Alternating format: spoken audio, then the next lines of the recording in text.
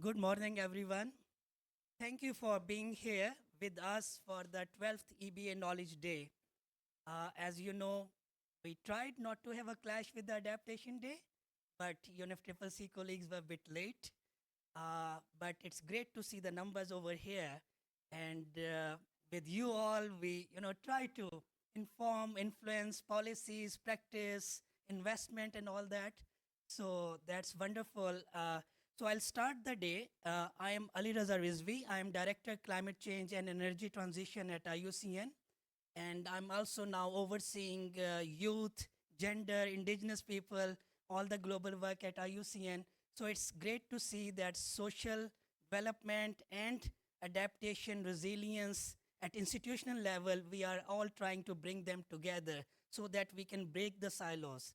And EBA, you all know, is one of the best approaches to break these silos at the biome level with adaptation, mitigation also benefits, biodiversity benefits are direct, and then economic development. So that's what EBA is. So over the last 12 years, we are working with you, we are working with BMU, who champions EBA, and that's how, with together all of you, this journey is continuing. So today is the 12th our EBA Knowledge Day. So we started the journey in 2009, I believe, when the first funding from BMU started with EBA 2008. The term was coined with you all and with IUCN and CBD and all that. So this is a good journey, and let's make it more effective. So that's why we are here. And to kickstart the discussions, I'll request our Regional Director for European Regional Office of IUCN, Dr. Boris Erg, to come over here and do the opening remarks. Yes, it's entirely up to you. Yeah, but your name is there, so you can just put it here. Sure. Yeah, good morning to everyone. What a pleasure and what a good start for the day. I have to say that I landed yesterday and I was sitting pretty much kind of, over the past few days. I would enjoy standing a little bit. I very much second what Alice just said. In terms of you being here, it is really highly appreciated, and it's not only because it's busy agenda today, but it's also that in principle, having people to come and talk and meet, it's really highly appreciated. And I always say that, I just spent 2 days in a regional workshop with 50, 60 people, and I said it is really a highly appreciated that you prioritize this event, or that you chose to come here. I think it's my third time, if I'm not mistaken, that I'm standing here in front of you.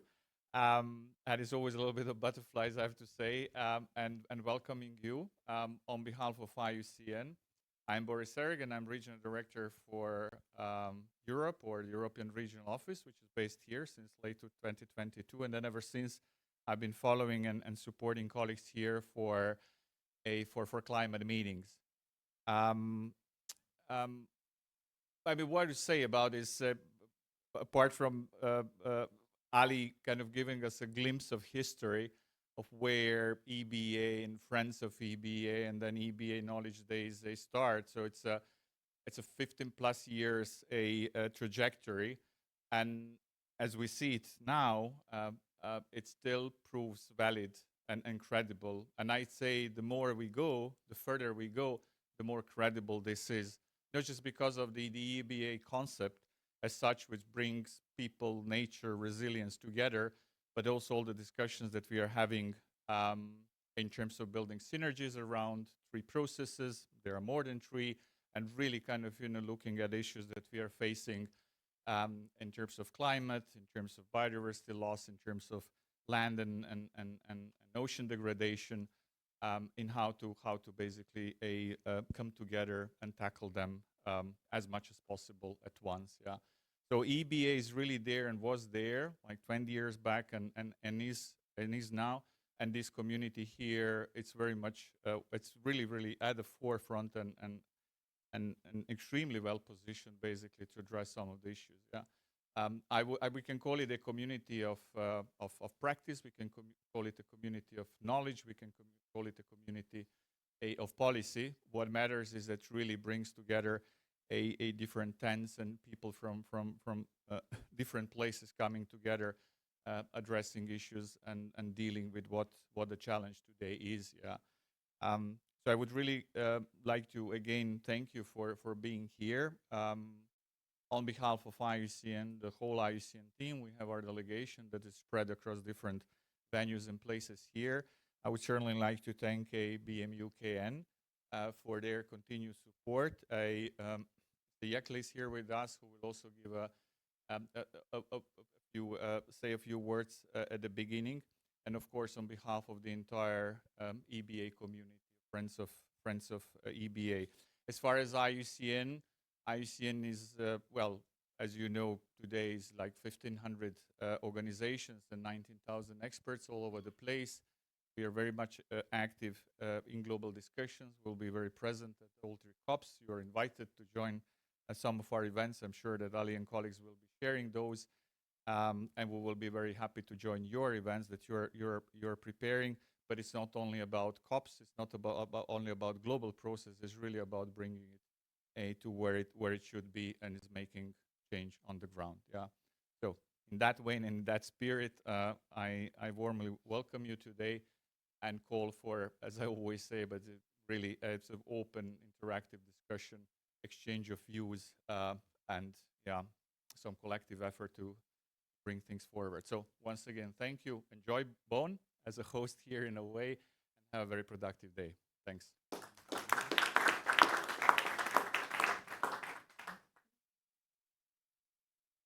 Thank you, Boris. Now I will invite Dr. Ulf Jäckel, who is the head of Division International Adaptation to Climate Change at Germany BMUKN, and a vital institutional partner whose leadership is taking all of us together. Thank you very much, Ali. Thank you very much, Boris. Good morning, colleagues. It's good to see you all here, even despite the adaptation day, which was scheduled, I think, on a very short notice. For me, it's also the first time, even if my division is responsible for EBA issues since 22. So I was not able to join you. So I'm happy to welcome you here to today's event, and thanks very much to Ali and his team for organizing that and facilitating the exchange, which is definitely needed. I don't have to tell you that EBA is important and what EBA does good and is a win-win option and so on and so forth. You are all working on that. But I can tell you that our International Climate Initiative is really dedicated to support EBA. It's one of the 3 pillars of our adaptation funding area in our ICI strategy. So it will also last. We will continue to support EBA projects. We have supported, the figures are 70.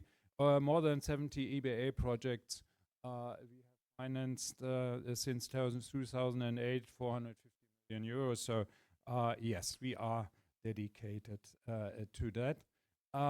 There are also, I would say, other support measures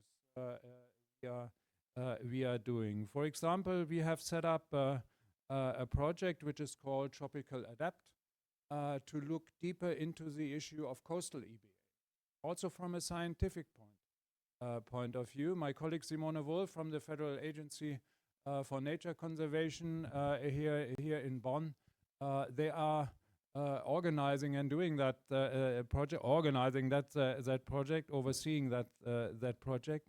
The first discussion paper is out today on financial, is out this week. On financial instruments for coastal EBA. So if you have more questions, if you want to talk to her, she's sitting over there, so please do so. We know that it is urgent to scale up and mainstream ABA into adaptation strategy and proactively integrate them into existing planning and programming processes. The NUP process is, of course, very important. I had the pleasure to also participate in the NUP Expo 2 weeks ago in Kigali, and it was impressive to see how much energy is there for NUP implementation, but also to see where are the challenges. Most of the time, when it comes to NUP implementation, it's not an all-government approach. Ministries of Environment are pushing for that, but they are quite often left alone. So it's not too much high-level commitment also on adaptation. Finance ministries, foreign ministries, they are often not involved. So this is something we have to work on. As also here in the areas around here, but there was also an initiative launched in Belém called National Adaptation Plan Implementation Alliance. Sounds a bit difficult, but the aim is to enhance and to make the frame for implementing national adaptation plans better. Also to push for more high-level commitment, which is definitely needed. If there's not high-level commitment, the finance ministers are not in there, but they have to.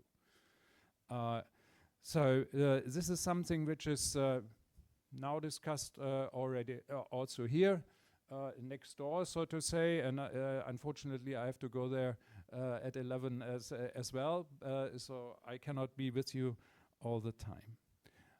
What is also important also around here, the SBs, but also I would say neighboring events, as for example the Daring Cities Conference, which takes place here in Bonn this time from, I think they started on Wednesday. And the issue there is to work with the local level, to have a sort of multi-level governance, which is very important. We have some projects on locally led adaptation, which is really an interesting issue. It's not easy, I can tell you. Speaking to the national level, to the regional level, and saying, okay, we are doing a locally led adaptation, then a big question mark is in front of you. So why are you talking to the local people and not to us? So they are in a way hesitant to accept that. So this is really a difficult issue, but we have to do that. We have to work with the local level. Otherwise, we are not efficient in doing the implementation of adaptation.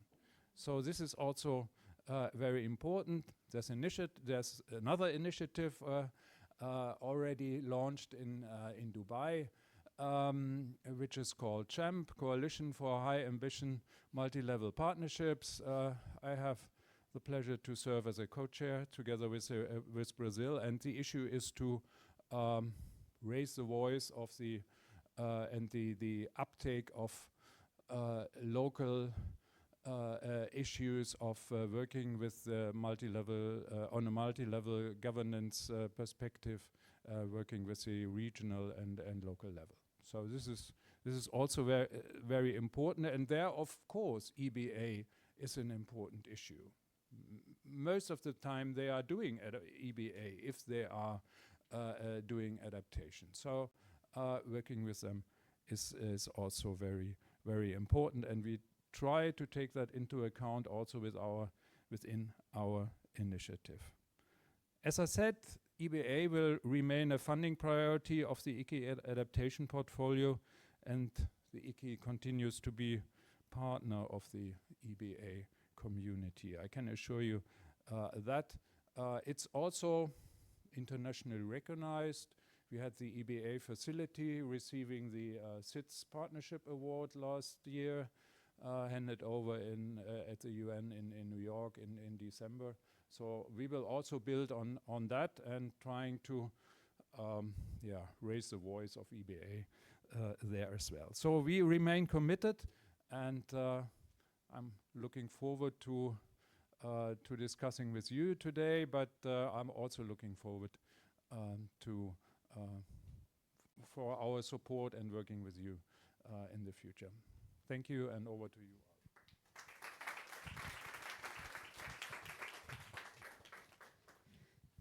Thank you, Ulf. It's really good see that at the policy level, at investment level, at action level, we are trying to align.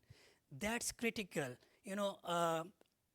2 days back, I presented on behalf of many of you and other on access to the presidencies and other on Action Agenda 2 of Brazil. And I raised one question, sharing all the progress after that. Look, here at COP, we are discussing policy alignment and then action alignment. These two need to be connected with investment alignment, because you can have all the great policies and all those, how to enforce them on ground. So here that's critical, because unless and until that will take place, it will remain a pipe dream.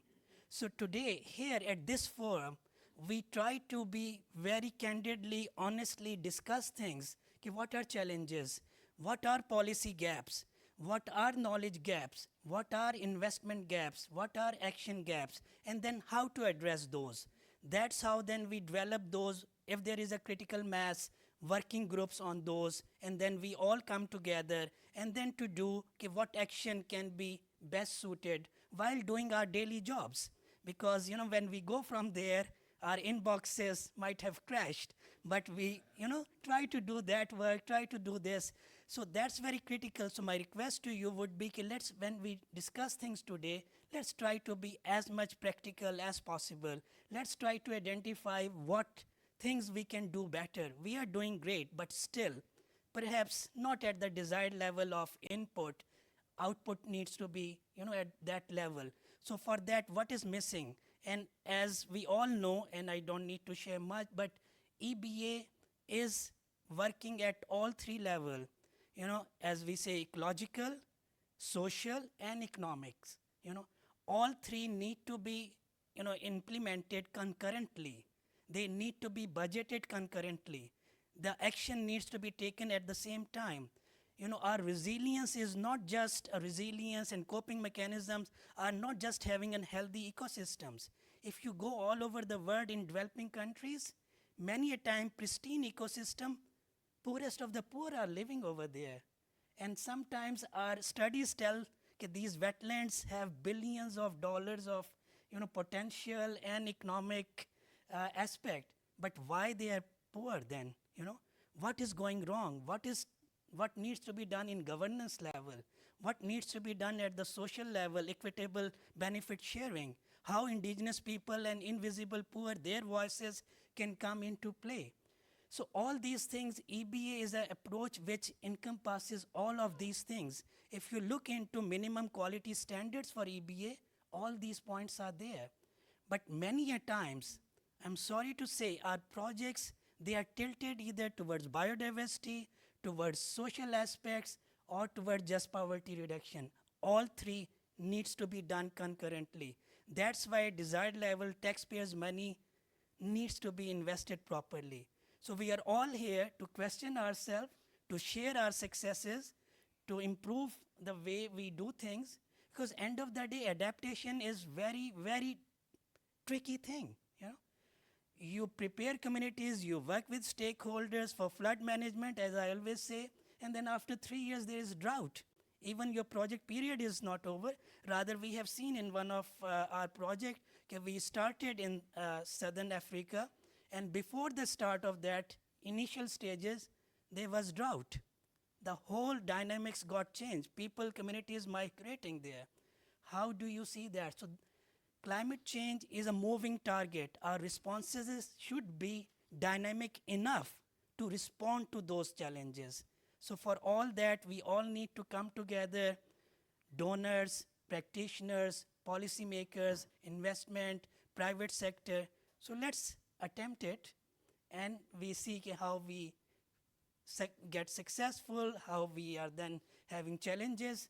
One good news is when I presented access to Turkey and Australia and then Brazil, so it was accepted that Turkey will also prioritize biodiversity adaptation resilience. And our afternoon, we all will be spending on that. Emily will be sharing more after my discussion that how this roll out the day. And in the afternoon, we will be discussing, because all the outcome of those group work, we will take it back to the policymakers, to Turkey, to Brazil, to Australia, that how to take that forward. So please remain us if you can during the day, because now we have officially linked this discussion, which will feed into the policy formulation work of Turkey, Turkey COP. So we will present the outcome as a part of BAR, which is Action Agenda 2.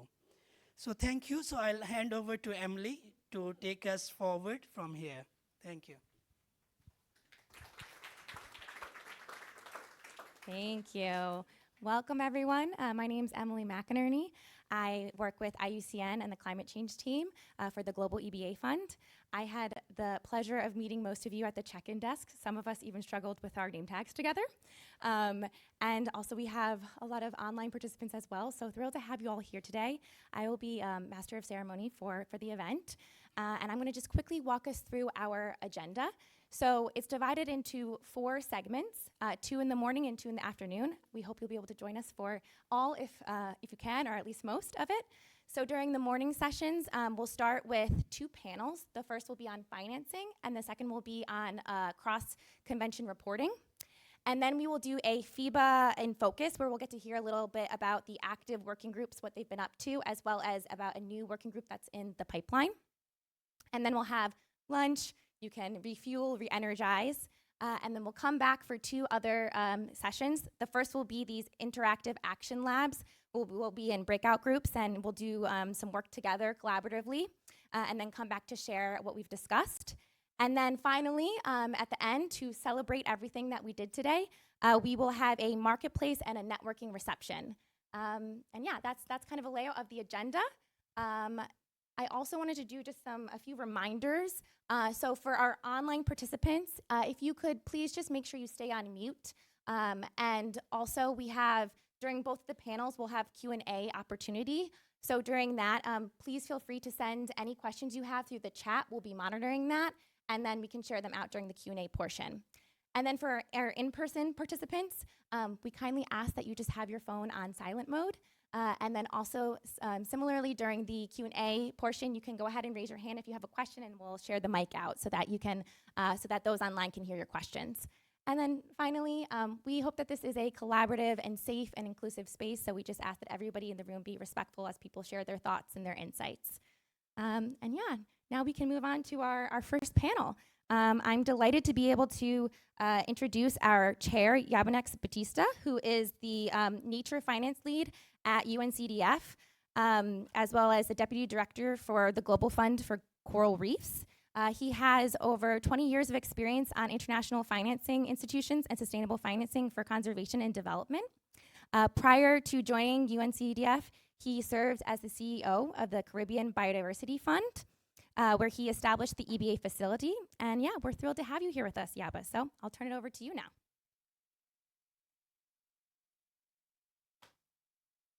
Thank you, Emily. Guten Morgen, buenos días.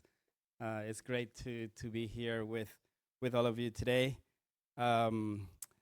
First, I would like, is there anyone from Mexico or the Republic of Korea in the room?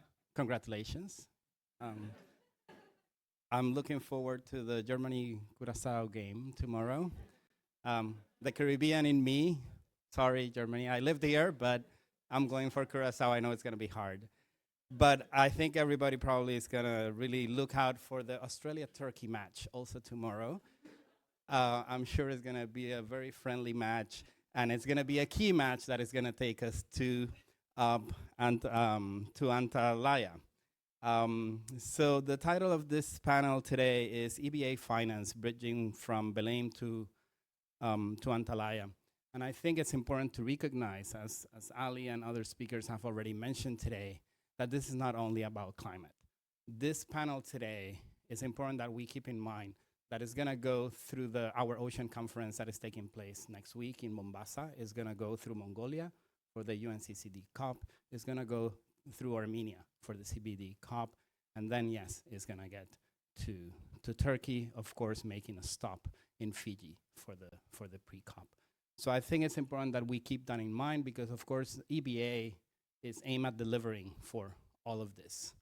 And different negotiation processes in the different multilateral agreements are starting to talk more about how we need to rationalize finance, probably in part because of the decline in ODA. Everybody has to hone in more, but I think maybe if there's one thing that we can say is beneficial, trying to look at the positive of the decline in financial resources or how difficult it is to get to those targets that we have, including the $1.3 billion per year for adaptation, is that we need to make these finance solutions deliver for multiple challenges. And I think that's exactly what EBA is about.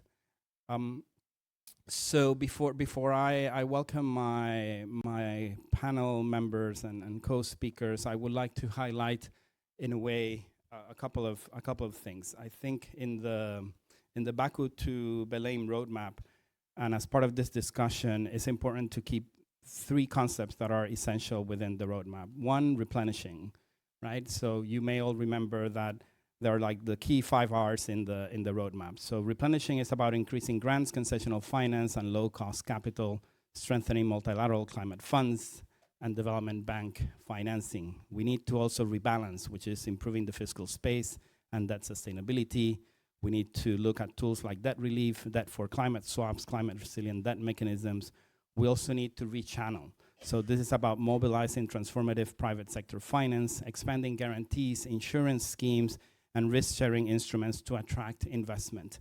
We also need to revamp financing. So this is about strengthening institutional capacity and coordination and build their larger bankable climate project portfolios. And we also need to reshape the financial system and structures for fairer capital and improve access to finance for developing countries. So it's important that we keep the 5 R's in mind as we go through the conversation today. And as part of that, I would like to also share the experience of the United Nations Capital Development Fund, which is the entity that I represent. And I'd like to start by, going back to one of your points and something I just mentioned, Ali, that something like finance has to deliver for everything. And in fact, UNCDF just finished the new strategic framework of the institution. And we decided that we were not really going to focus on any themes. We actually decided, as the only UN entity that is not credit rated, that can actually work directly with the private sector, that we're going to focus on 3 core elements of our capacities. 1, supporting small, medium enterprises. We can provide resources directly to those kinds of actors. 2, we're going to continue to improve and expand subnational finance. So this is all the work related to national development banks, to commercial banks with whom we work on deploying guarantees for many, many things. And then 3, digital finance. We apply all of these 3 capabilities that we have to everything, from health to energy, to ecosystems, to climate, sanitation, you name it. And I think this is a key aspect of the conversation today. So with that said, I would like now to invite my colleagues Mark Schauer, who is Senior Advisor and Coordinator of the Economics of Land Degradation ELD Initiative at GIZ. Mark, please join us here. Also Neha Sharma, Results, Impact and Knowledge Lead at the Adaptation Fund. Welcome, Neha. Anke Wolf, Policy Advisor for the Federal Ministry for the Environment, Climate Action, Nature Conservation and Nuclear Safety, BMUKN here in Germany, and Jeffrey Chi, Policy Advisor at IISD. So welcome all. Great, so we have 3 rounds of questions for all of you. The first one is is going to focus on markets and how we can unlock markets and financial mechanisms. So I'm going to start with you, Mark. And I think the important thing today is to talk about real examples, right? The negotiations are taking place next door, but let's try to bring this to reality in all of these rounds of questions. So from your perspective, how can we demonstrate to financiers that investments in EBA are fundamentally a long-term investment in economic security and livelihood stability, rather than just a localized climate risk buffer? Well, thanks for having me. And I'd like to start with, Boris pointed out that it's a 15 years tradition already now with this discussion here. And this links very nicely to the work of our ELD initiative. We've been around for 15 years, and we have a little bit of an anniversary this year, and I'm bringing a couple of numbers from our work here. So you're asking for examples there. I can probably provide some there. I had to write them down because there's too many to memorize, but yeah. What I want to say is that our focus has been on land. Land is a nexus for us to bring together the 3 Rio Conventions there, plus probably food security as well. So this is where we develop, or where ELD tries to develop economic arguments to support that narrative there. That basically you could put our work under a headline which says it pays off to invest in sustainable land management or restoration of ecosystems there. And we started off with more of a awareness-raising focus, you know. It's about the cost that derives from the degradation or the loss of ecosystems and their services there. But we're looking more and more into opportunities there, that it pays off to invest. You know, we show that it's worth putting your money into activities like this. There's a business case there. And when you're asking about the long-term benefits that can be derived from that there, I'll pull a couple of numbers from a booklet that we'll present actually next Wednesday, a 15 years anniversary booklet there. And we've been showing that it pays off on different level. It pays off on farmers level because it definitely increases the daily income of farmers, for example. If you invest in, let's say, natural generation, we have a number here, 78% in Western Africa increase in daily income there through a more sustainable management of their premises there. We have examples from farming where organic farming yields double the yields than traditional farming in cotton, for example, in Benin. We have examples on a higher level from Rwanda where investments into sustainable land management could lift up to more than 3 million people out of poverty and raise the GDP on the side. So it's on different levels, these economic investments pay off there. And what I want to say is that we should not forget it's a long-term benefit that can be derived from that, but we should consider also that we need to create evidence now that short-term is also enabled there. Short-term action is enabled there. Adapt investment strategies according to this. There is capital out there. There are people interested in putting their money into our narrative, in our agenda there. But we need to adapt our strategies according to their needs as well there. And this is only available for short-term investments, and we can bring this up there. And what I want to say is we're presenting next week another paper there which contributes to UNCCD's Global Land Outlook. And this focuses on that we want to say that public benefits are for public finance, or other way around. Public finance should benefit public benefits there. But building on this, we can build a business case. And this is where a private sector also comes in. So translate these benefits into economic language is what we're doing there. And this will help improving livelihoods in short term and also in long term. Sorry for a long answer. Thank you, Mark. That was great. I think you bring a few points that I would like to then maybe it's a good segue to the next question to Neha. You talked about that there's money out there. It's a matter of directing that money to the right places.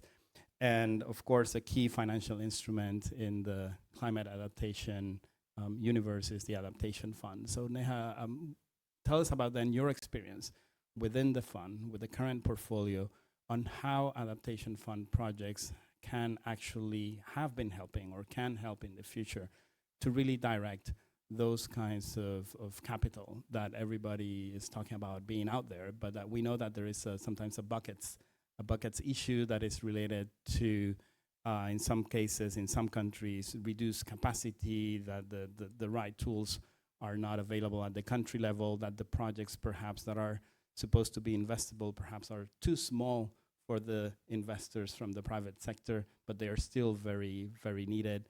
So how are you at the Adaptation Fund addressing that issue? Thank you so much, and thank you for inviting the Adaptation Fund to this conversation. Just for those who might not know us, we're one of the largest multilateral climate funds, but we're the only one focused solely on adaptation, and we only give grants to developing countries. So we're sort of unique in that way, and we were sort of the pioneer for direct access, which means we have national, multilateral, and regional entities that are accredited with us and then receive funding. But we also have some windows for non-accredited entities. So I just wanted to introduce the Adaptation Fund to you. Our portfolio is 1.6 billion at the moment in invested through 220 projects in over 100 countries. And this EBA is really close to the way that we operate, because at least half of our portfolio has EBA components in it. We don't look at, and we have a sector agnostic approach in that we work across different, as we know, adaptation tends to be multi-sectoral in nature.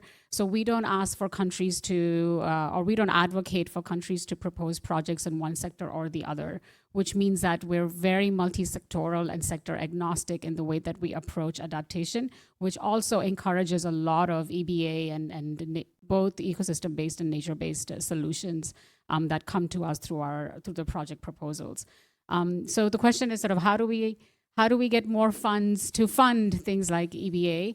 And some of the things that we've noticed that we look at in terms of entry and the type of projects that we propose is how EBA and the projects that are being proposed relate to broader national plans.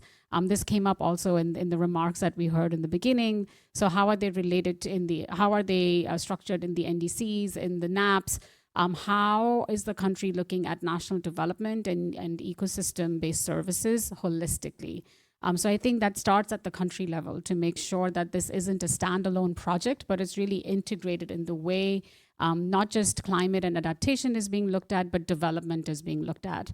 And I'll say that's the second point. It's making sure that we're linking EBA to development pathways, because we know when there's coastal restoration, the land behind it is now more investable. The infrastructure that will be created is more investable. Insurers can be brought in more because now it's more investable.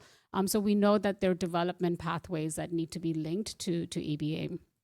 The third thing I wanted to mention is making sure that I'm the results person, so I have to talk about data and results, but strong monitoring systems that will then document the evidence of the development. And I think the three things, Ali, that you'd mentioned were those economic, social, and biodiversity or nature. So, all of those type of benefits, not just if it's an ecosystem project or a water or an agriculture project, but also looking at the co-benefits.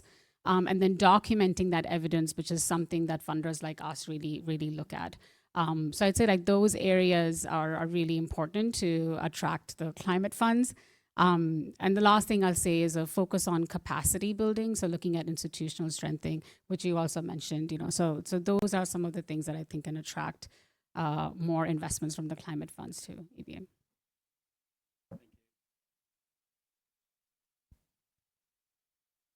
Welcome. Oh, okay, there we go. So thank you, Neha, for that. I think maybe a topic, and hopefully, Anke, you can also address this as part of the next question, is all the climate funds are definitely essential in this equation, but also getting to then attracting private sector.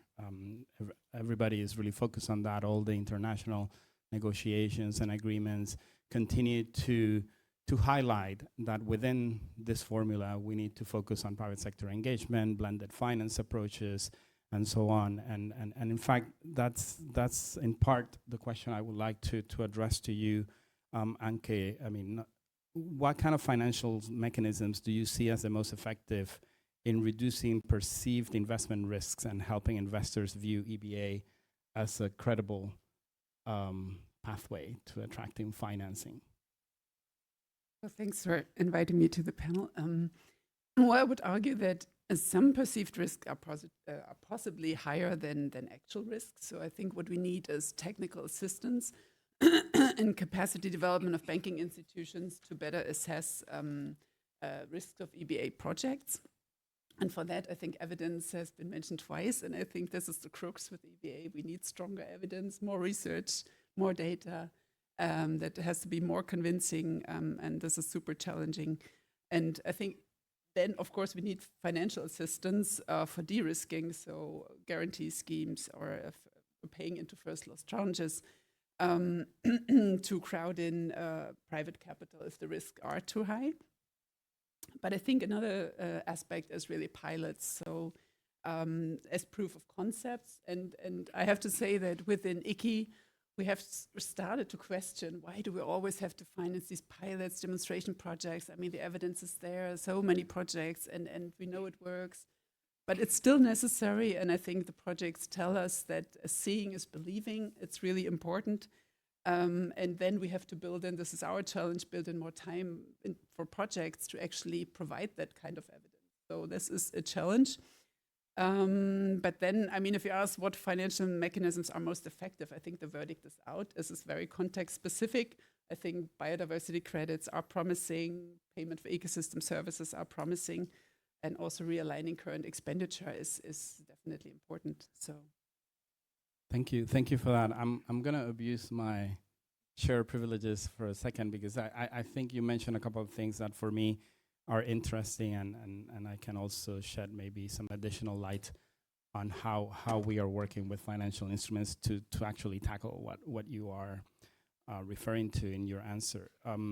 Through the Global Fund for Coral Reefs, which is a global coalition that was co-founded by the UN Capital Development Fund, we are actually actively deploying guarantees in the context of developing countries as one of those key financing mechanisms.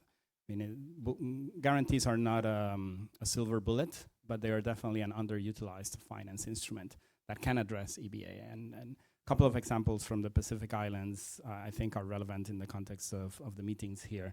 In Papua New Guinea, we actually deployed last year a $1 million guarantee with a commercial national bank. It's called Mama Bank for short, which focuses on women-led businesses. And we are supporting women-led businesses around sustainable tourism and sustainable fisheries.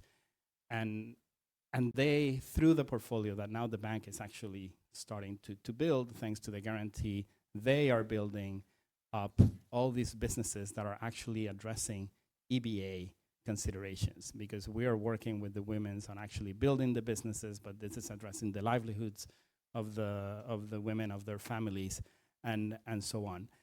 And one of our experiences so far is that in the context of a country like Papua New Guinea, which has a lot of perceived risk, even a commercial bank at the national level felt it was too risky to work with some of these cooperative women groups. So this is where UNCDF actually came in and was able to unlock the resources from the bank. And the leverage is not going to be what many sometimes hope. It's going to be like, 1 to 10 or 1 to I don't know how much. Our experience in PNG is that if we do get to 1 to 3, 1 to 2 even, that is actually quite powerful in Papua New Guinea. So the jury's still out. This guarantee is going to mature only until 2029, but already we are seeing some initial good uptake of this finance instrument. And we're currently actually expanding this mechanism in Fiji, where we're working in this case with the Fiji Development Bank, and they are matching the resources that we are putting on the table to have a bigger guarantee. So this is the first blue lending facility that Fiji has ever done, and we're hoping to expand this through the rest of the Pacific Islands. But one of the challenges that we have seen with the work that we have conducted, and you were referring to it, and you also made a reference, is the link to policy, political support, and always and often a limiting factor. So Jeffrey, we would like to hear from you about this missing link between growing political support for adaptation and the actual mobilization of finance. So we always refer a lot to political will and financial commitments, but how do we make those two actually meet? Great, thanks so much. And great to be here today. So many familiar faces, and thank to my fellow panelists as well. Super interesting case studies as well as work that everyone's been doing here. So very happy to come in and provide a little bit from like a negotiations and international politics perspective. I'm not a finance expert, so I do negotiations, but very happy to kind of bring in that angle as well, because climate finance is a core topic that's being discussed next door at the WCCB. So I think everyone working on adaptation knows that financing adaptation, costing adaptation, it's incredibly challenging.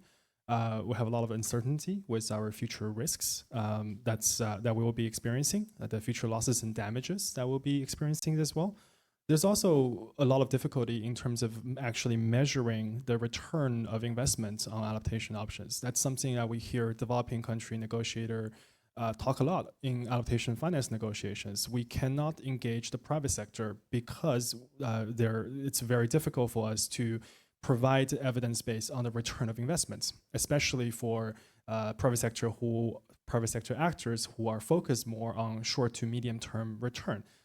Whereas a lot of EBA initiatives and a lot of adaptation interventions are either global public good, like Mark has said, or they take a very long time horizon to actually materialize. So in that case, it is limiting the funding availability and also countries' ability to engage with the private sector. Adaptation also often have to compete with a lot of other development priorities, even though all of these should be integrated together and they all should be mutually reinforcing.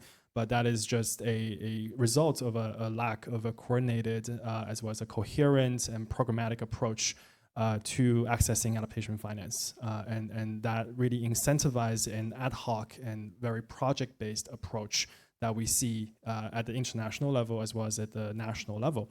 So I think recognizing these factors as a basis of our today's discussion on kind of this missing link between the political will to mobilize finance as well as actually delivering on that commitment. And with that, we also have to acknowledge that developed countries have not necessarily met their obligations and commitments to provide adequate, accessible, and predictable adaptation finance under the international regime. We had the $100 billion climate finance goal back from Copenhagen, and now we have the new collective quantified goal on climate finance and the new commitment on tripling adaptation finance from Belém last year. But all of these commitments really have failed to meet the growing needs of adaptation finance needs of developing countries. The UNEP adaptation gap report has some numbers, so I need to read out there. The estimated cost of adaptation needs is around 310 to 365 billion US dollars per year in developing countries, but the total international public finance for adaptation from developed country to developing country was 26 billion US dollars per year. So that is 190 to 245 billion US dollars per year adaptation finance gap that countries are currently facing here. And this is also very heavily impacted by the current geopolitical tension, as well as the trade relations between countries, as well as a shifting of priority for many countries, both in developing countries as well as in developed countries. So in that case, we look at private finance and all the wider parts of the financial support ecosystem. We often kind of have a lack of enthusiasm to talk about private sector engagement in international negotiations, mainly because the politics surrounding it. But private sector engagement, domestic resource mobilization, and equity bonds, debt for nature, all of these different innovative financial instruments are absolutely critical in meeting the actual needs of countries and communities to deliver adaptation interventions and also for nature-based solutions, even though it's very hard to talk about it in negotiations, but in reality, everyone is aware of that. So a lot of the missing pieces right now is around, one, costing of adaptation. So countries have a national adaptation plan, countries have national adaptation strategies, but actually putting a dollar number on a lot of the priorities and activities that's identified in these national policy instruments, that piece is missing. A lot of countries do have costing in their NAPs. The NAP Global Network, which ISD is a secretariat of, have conducted analysis on that, and I think more than 70% of countries actually do have a cost of adaptation in their national adaptation plan. However, the missing piece there is, how do you translate all of those costs into an investable pipeline? How to create bankable projects, how to create investable projects, to engage with the private sector, to go to all the different wonderful funds and the financial support providers out there to actually turn these plans into action. And that really, requires data, requires capacity, like my fellow panelists have already kind of indicated. It also requires institutional arrangements. Having the money there is not enough. You need to have the right capacity, the right institutional arrangement, the right coordination mechanism between ministries to actually access the fund, to actually use the fund, to actually be able to implement these projects. So a lot of it, it's not just about the number, it's also about the right governance arrangements contributing to that. So with that, yeah, thank you so much. Thank you so much, Jeffrey. That was really great. I think I'd like to move now to the second part of our panel, round two, let's say, which focuses on synergies, the synergy agenda and valuation. And actually, a lot of what you were just mentioning is a great segue. It's a great segue to that. We have already said that EBA offers an opportunity to deliver for climate, biodiversity, for development in all shapes and forms. But often these multiple returns are not captured in the current valuation approaches and investment criteria. That hinders the project development, as you were highlighting, and then the overall financing frameworks. So I want to start with you, Anke, because you said something that I actually also believe. The time for demonstration is over. The pilot, I don't like the word pilot. I don't like the word demonstration. I think we need collectively as a community move from that. And piggybacking from what Jeffrey was saying, what then at the country level? What is your experience on policy signals and incentives that then are needed to ensure that investments deliver both for climate and biodiversity benefits? And how do we make this systematic? I think what you need is a stable political climate, which we don't have at the moment. So that's why there is a decreasing appetite for investments in sustainable causes, unfortunately. And I think you do need these long-term reliable policy goals and instruments that provide security of investment. I think that is definitely key. And also I think we have to acknowledge really that our climate finance architecture is very suboptimal. And perhaps, we need deep structural reforms, need to review these crippling debts. And also, I agree, yes, we need to mobilize the private sector, but perhaps when it comes to adaptation, which is very often a local public good, it's a different issue. These are, as we say in German, we have to bake smaller rolls. Can't really translate that, it doesn't work. But it's the expectations have to be realistic. And I think it has to go beyond mobilizing funding. It really is you have to open that black box private sector. What are their needs? What are their motivations? They are not just financiers, they're innovators, they're local partners, they are affected as well. So they have an incentive to actually adapt. They need to adapt to survive. So I think this is something we need to explore more. And also explore more co-benefits to close that adaptation finance gap. Really, there are so many mitigation projects or biodiversity projects where I would say, well, you could also, build an adaptation element I think this is something we need, and with nature-based solutions, I think it's quite clear that this is possible, and especially in the urban context, you know. So you have these multiple benefits. And then perhaps the last comment, I always find it tricky that you have that quantitative goal, yes, the huge number, but I think it's also about distribution, and only I think IID did a lot of research on that, is like how that only a very small amount of money reaches the local level. So, and local communities, and I think you also have distributive issues. It's not just the amount of funding is not big enough, but also there are distribution issues or allocation issues that we need to solve. Thank you so much. I love the concept of the smaller, baking smaller rolls. I love it.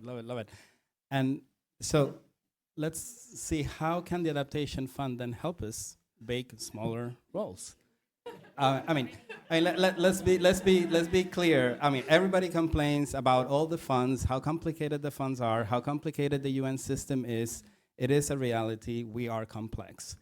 So how do we handle this complexity when the issues at hand are so serious and urgent? So from your perspective, Neha, what kind of practical changes can we make to project appraisal and funding criteria to ensure that we can deliver EBA in a faster way, in a way that handles that issue that you were just talking about, distribution and reaching further those that are in need the most? Thank you. It's a big question, but fortunately for me right now in this moment, the Adaptation Fund does a lot on locally led adaptation. So we have a special funding window that is just on locally led adaptation because, as we've been saying, a majority of adaptation actions to be sustainable will have to trickle down to the sort of lowest unit of governance that's available in a system. So we have, and our funding window on locally led adaptation is outside of the country caps that we have. So each country can receive up to, if developing country can receive up to 40 million from the Adaptation Fund as just grant money for their identified needs. But we have windows outside of that country cap, which includes innovation and locally led adaptation. And we were the original sort of pioneers in developing locally led adaptation principles. So that which includes what I was describing as in giving the decision-making power to the lowest sort of governance entity that's possible. So that's one way, encouraging locally led adaptation. But in terms of broader project appraisal, something I was saying before in terms of identifying those multiple benefits, the resilience, livelihoods, ecosystems connection is really important in the appraisal. And as a climate fund that's giving grant money, of course, it is our responsibility and easy for us to do. So we do this very proactively. The other thing that's come up quite clearly is the time horizon for this appraisal. I mean, we were giving project examples where benefits will come, so if you're planting trees 10 years later is when you'll see the benefits. So that longer term time horizon in the appraisal, which of course the Adaptation Fund does. And I'd say one thing that has come up, but maybe not so explicitly, is valuing what others may not. And we're talking about private sector, but it may not value things like traditional knowledge, ecosystem integrity over a long period of time, cultural value, natural heritage. I was recently in Seychelles looking at one of our coral restoration programs, and it was so inspiring because we spoke to a lot of people who, learned swimming for the first time, then learned diving for the first time. They live right next to these corals but had never seen it before. And now they recognize it as their natural heritage. It's not just the fact that fisheries are being impacted or tourism is being impacted, but this is their asset. And they have a connection to it thanks to the coral restoration projects that involves the community. So I'd say some of these things that may not be valued by and in this example, actually the private sector very much values this because the hotels can encourage more tourism through the appreciation of these corals. So there's definitely interlinks that exist, but I think it's a responsibility of the climate funds to value what maybe others won't. We hope will, but so far don't. Thank you. That was great, and that's perfect for the next question, which actually I want to make it a joint question to Mark and to Jeffrey. So you were talking about value and those non-economic values. You mentioned values before, it's been mentioned around, but we also talked before, some of you mentioned evidence and data and the importance of data. So let's talk about value and data together. So how can valuation frameworks then evolve to better account for non-economic losses and benefits that are often overlooked in EBA investment decision making, but at the same time, as a other side of the coin to that question, then how can we work with the adaptation community to better quantify and communicate evidence on resilience, biodiversity, development outcomes in a way that strengthens the case for EBA? So we need to look at both valuing it and bring in the evidence. What do you guys can tell me about that? Right. It's a tricky one, of course, this question. Let me start maybe with, I think that we've come far already because there's multiple values that we acknowledge already. You know, we started off 15 years ago with UNCCD's report, the value of land, the value, but we're looking much more now into different, so that was singular, but we're looking into values now, different aspects that are being considered in decision making, and I think we've come a long way from seeing, in our case, land, or let's say soil, as some kind of resource which is just there, towards putting an economic value to it, towards putting other qualitative values to it as well. These are, of course, difficult to integrate into a quantitative decision-making process there, but it's there. And what I want to say is, I think it's super important that we do not divert, or that we look into a more coherent approach into measurability or taxonomy when it comes to MBS, when it comes to EBA, when it comes to land. You know, we need to bring together a more coherent approach for all these different angles there, and building on that. So pulling in one direction, and then building on that, we can create solutions for each of the different sectors there. But otherwise, we'd lose impact punch for all our narratives there. Just underlining that, again, I'm looking at Baron from UNCCD is here, but other Rio Conventions, of course, bring the synergies between the conventions there. That is an important aspect there, and bringing the qualitative aspects in these discussions there in a coherent way. But how is, of course, that's a complex one. That's a very complex question, and I'm terrible at math, despite the stereotype might tell you. That's why I went to international relations. You know, so I can only kind of repeat what I hear from different panels and workshops and things like that talks about quantification of EBA benefits or adaptation benefits as well. And that is, you know, I think it's important to first acknowledge that adaptation is a global public good. It sometimes cannot be quantified, and it exists for the benefit of all humanity, and in a way that the evidence sometimes can only be examined through a qualitative approach, the preferred method of international relations scholar. So you know, we need more storytelling, we need more lived experiences to talk about you know, things like culture, things like natural heritage, and that kind of, you know, reducing the intrinsic value of nature down to a number is, I think, fundamentally a disservice to the to ecosystem, to our biodiversity, to all of these, and that is the fundamental criticism of MBS when it first kind of emerged, and when this topic was being kind of debated over the last 10 years. So with that acknowledgement first, but we do have to speak the language of our finance ministries. We do have to speak the language of our the private sector. So, you know, quantification is important in a way. I know I'm being contradictory there. Insurance company already have very comprehensive methods and methodologies in terms of quantification and different models and methodologies for assessing, you know, avoided flood damages, assessing biodiversity gains, assessing livelihood improvements through different interventions. So all of these existing methods, we can pull on them and trying to leverage the insurance sector to use their experience and their methodology as well to kind of build the evidence base for MBS, for EBA, and broadly for other adaptation interventions as well. The other kind of factor is kind of framing. In a lot of cases, in my opinion, I'm not sure if it's a universal experience, we talk about adaptation intervention or EBA stuff in terms of averting and minimizing loss and damage. We talk about avoided losses.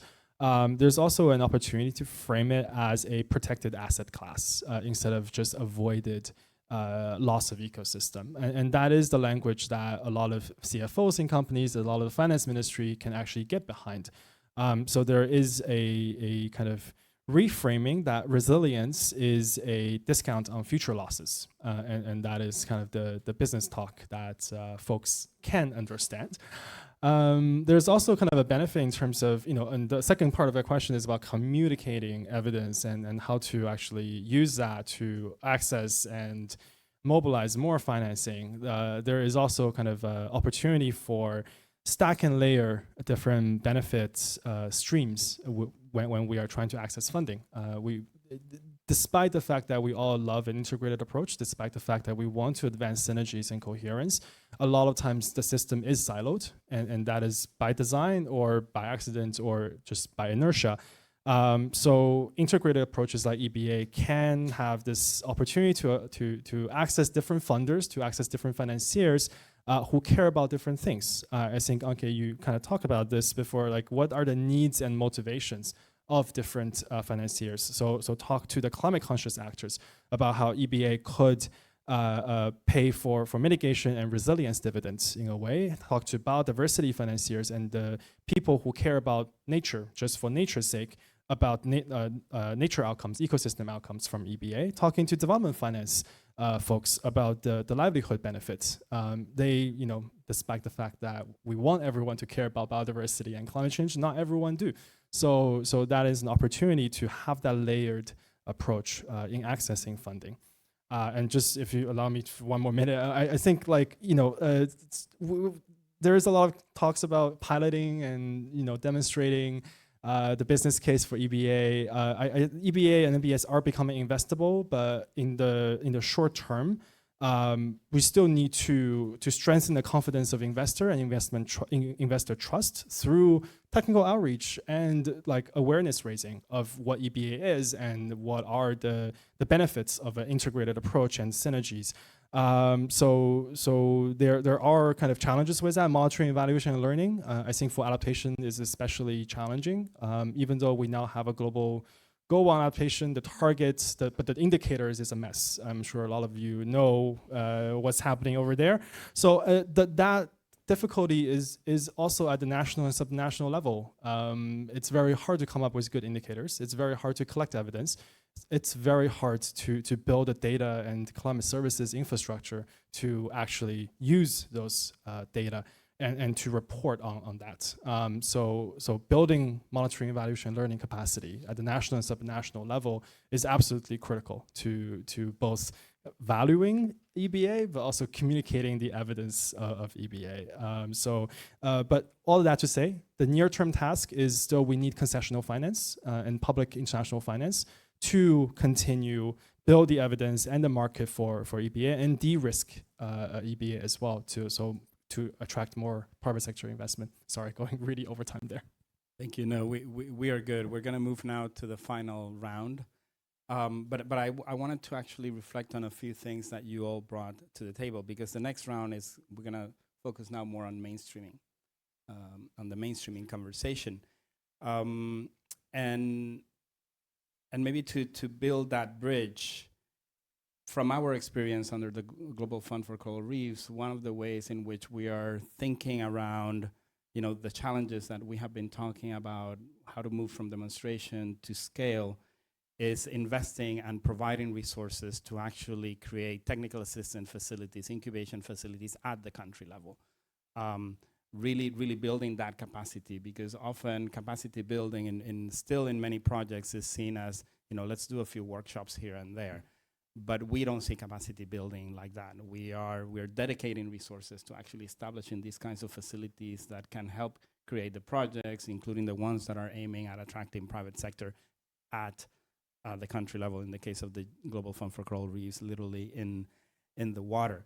But I think it was also very interesting what you mentioned about the insurance sector. I think within this conversation around EBA, there are many actors out there in the private sector that are not necessarily paying as much attention to the negotiations that are already taking the steps on how we actually do the mainstreaming, because they are going to be directly affected by all the economic and non-economic losses that we are already seeing. So as we move now to mainstreaming and looking at this roadmap, I want to go back to the roadmap to COP31. I would like all of you, and maybe we do it kind of like in a quick round robin, and you can pick and choose the topic that you like from what I'm going to say. I would like you to reflect first, if you can, on any of the key points that your fellow panelists have provided, but also on the institutional changes that are needed to embed ecosystem-based adaptation into the systems and incentives that will drive investment and scale. And you can look at this, for example, on how this collective EBA community can leverage economic arguments that can directly impact a process like the Standing Finance Committee within the CCC process, or how can the EBA community engage in the Ocean Climate Dialogue process, or in the Veredas process, which just kicked off here. How can we work on bringing more direct access to those local communities and those local actors, local businesses that are in need of finance to implement EBA? You can react as well on how then governments can further incentivize businesses. And I think within the context of EBA, and particularly in SIDS and LDCs, it's important to make sure that we don't put a fake barrier between communities and businesses, because often the businesses in SIDS and LDCs are run by the communities. So let's keep that in mind as you reflect today, and also for the Q&A. And then perhaps also, if any of you would like to react on what reforms to the international climate finance architecture would be needed to create greater impact and scale EBA investments. So any takers? You don't need to address all the points, but you can choose. Thank you. So maybe in 2 minutes each, or okay. So I just wanted to reflect on something that was said about indicators, and sorry, this is a bit of a Adaptation Fund promotion again.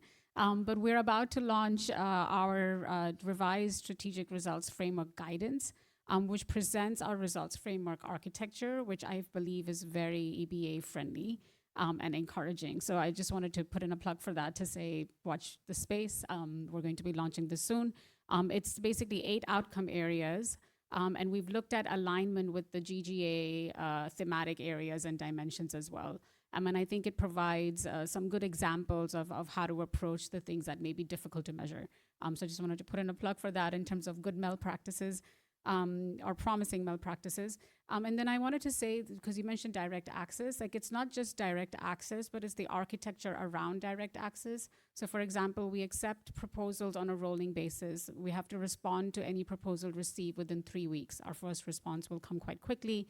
And from full project receiving a full proposal to approval is about 6 months for at least half of these proposals. So I think it's the architecture around direct access that matters a lot. And I wanted to link it to the third point I wanted to make about scale. So we looked at our portfolio to understand how scaling was taking place. And we're not able to track this fully and comprehensively, but just by doing a desk review, we found that at least 40 of our 200 projects had already been scaled. And then the question was how, and like what were the enabling conditions? And those have come up in the conversation today. And the number one was national ownership. Like this, were these projects a national priority? So to really direct more investment there, you have to make EBA a national priority. And I think the second thing was capacity building, and the capacity that was built, the strategic plans that were developed, the policies that were changed to enable more projects to be scaled up. So I just wanted to mention those as enabling factors that led to scale that were quite interesting. And while direct access played a role, we're now looking more strategically at strategies for scale at the beginning, for most of these projects, that wasn't the case. It happened organically. Go next. Yeah, one of the questions was how can governments incentivize businesses to invest in EBA? And of course, I'm wearing the policy hat, so I would like to address this question. And I actually think you have to go beyond incentives. So I think you need a policy mix. A very unpopular example is the EU Supply Chain Directive, which establishes the due diligence obligations to comply with international laws and human rights and environmental protection. Bureaucratic monster, costly for firms, very unpopular. But another positive example, for example, are green roofs. So in a lot of cities, you have installing green roofs is compulsory by law. So this may sound very German of me, but I think this may work as well. And the largest green roof areas per capita are in cities where actually have these mandatory elements. So that may work as well. But then, of course, there are the incentives, subsidies, grants, and concessional finance. And we have very good experience with matching funds. Again, small roles, but working. So you incentivize companies to invest in EBA. Yeah, and then also another good example, certification, standardization. We visited a project in Colombia this year, and what they had there, the FAO, UNDP, with the Colombian government, they had an adaptation recognition certification scheme for small and medium-sized farmers, and I found that very interesting. They just started, so we don't know whether it works, but it validates practices that build climate resilience. So, I mean, that's another avenue to follow. So, yeah. Sure, happy to maybe jump in on the last question in terms of like the international level or international not climate finance architecture. There's been a lot of talks about international finance reform and also how to address the mounting debt crisis and how to address the siloing of the different funds, whether it's the climate funds or the biodiversity ones or other funds for other multilateral environmental agreements. I think overall, like there is an elephant in the room when we talk about synergies within negotiation forums that we're not addressing. Is we siloed them for a reason, and the reason is common but differentiated responsibility and respective capability. The principle of that is the foundational difficulty in advancing the synergistic and conversation, including synergy in international finance delivery. There are countries that are less incentivized to want to talk about synergies and less incentivized to want to talk about how we can make sure the international finance architecture responds to the growing need for integrated solutions like EBA and MBS. So I think we kind of need to put that elephant, I don't know what's the expression, but like look at that elephant. And so to say that the international level within negotiation is not the right place to kind of to advance that, in my personal opinion, not ISD. So really it has to come from the countries, has to come from the national level, has to come from the local level, as well as come from the funds themselves, and with their limited autonomy, trying to advance this very, very difficult area. But fundamentally, I think the other part of that is for adaptation finance to work, it has to shift from a project-based approach to a more longer time horizon.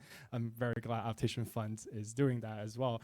And also a country platform finance. You cannot fund adaptation project by project, activity by activity in a country's national adaptation plan. You have to look at the entire national adaptation plan as a whole and try to see if we can advance this country's resilience priorities and actions and advance other development priorities as well. That's about there. Thank you. Last word, Mark, before we go to Q&A. All right. Maybe building on what has been said before, you said, Jeffrey, that there is awareness there, but it needs to be, you need to build more of that. I think I agree 100%. And Anke said that we have a basis. I'm not saying pilot again, but there is, there is evidence there. There are systems there that can be used. So we are at a point, maybe at some kind of inflection point of a curve there, and there is a great opportunity, I want to say there, that we can, start this scaling up, this really like growing, or the the high rise of that curve there, it's there at this point there, and we can achieve this there. So don't get me wrong, I'm a forester, but I have my background is forestry with a focus on conservation, so I'm not for commodifying everything or so there. But certainly we should, ELD has been working together with UNEP on creating the State of Finance for Nature report, so there is a huge gap, right? So, and how can we get to it? I want to break another lance for bringing the 3 Rio Conventions together, working there. Synergies can be gained from this. There's an example, we worked in Rwanda, for example, and the Rwandese put together climate, land, biodiv colleagues together on a round table, created a joint working group. They created a joint monitoring on this, created synergies from this. And of course, there is benefits to be gained also from the EBA from that joint coherent work approach there. So this is something that can be thought about. And when we think about how can the private sector be brought to the table there, I think I'm with GIZ, so we think on a project basis, but you're saying we need to think more long-term, right? And 100% agreed. And we need to start thinking private sector involvement right from the beginning when we design projects there. The public funds could be utilized in creating the basis then for creating a business case or allowing for a project exit strategy when then the private sector comes in and takes over, you know. The government providing a basis for the upscaling then and not finishing your project after, often it's just 3 years, you know, and which is incredible, especially when you talk about rural development, so there, or from a forester's perspective, yeah, really not working. 3 to 5 years, but we need an exit strategy and involve private sector right from the beginning and see their needs and their requirements there. So this might be something to consider. Thank you. Thank you very much to all. I would like now to move us along to the Q&A. We have about 15 minutes for the Q&A part.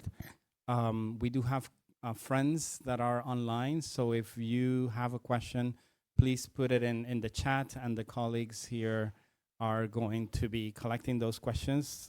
So while the colleagues online do that, if any of the friends of EBA here have a question for the panel, please raise your hand.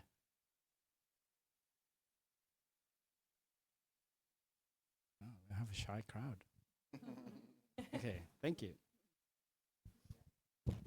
Somebody had to do it. This is less a question and more a slight challenge in language. Can we please stop talking about things being non-economic? Because everything we know about ecosystems is that they underpin economies. And whether or not you can value monetarily their contribution at any one moment, if as a community we stop talking about things as being non-economic losses, we're going to make some progress with that part of our audience which really does only understand monetary. I'd love to hear some reactions to that. I'm seeing some nodding, which makes me feel much better. But this is me just kind of getting frustrated, largely from the loss and damage dialogue, which has all sorts of things listed as non-economic that make no sense. But just in general, I think there's a language adjustment that would help us communicate to much of that investment community in a way that, you know, doesn't necessarily require monetary valuation of a particular intervention. Where there's a lot to learn from the Dasgupta approach, you know, let's try to start thinking that way. Sorry, that wasn't a question really, but come on, somebody react. Very provocative, I like it. Do we have another reaction or question? Yes, to the back.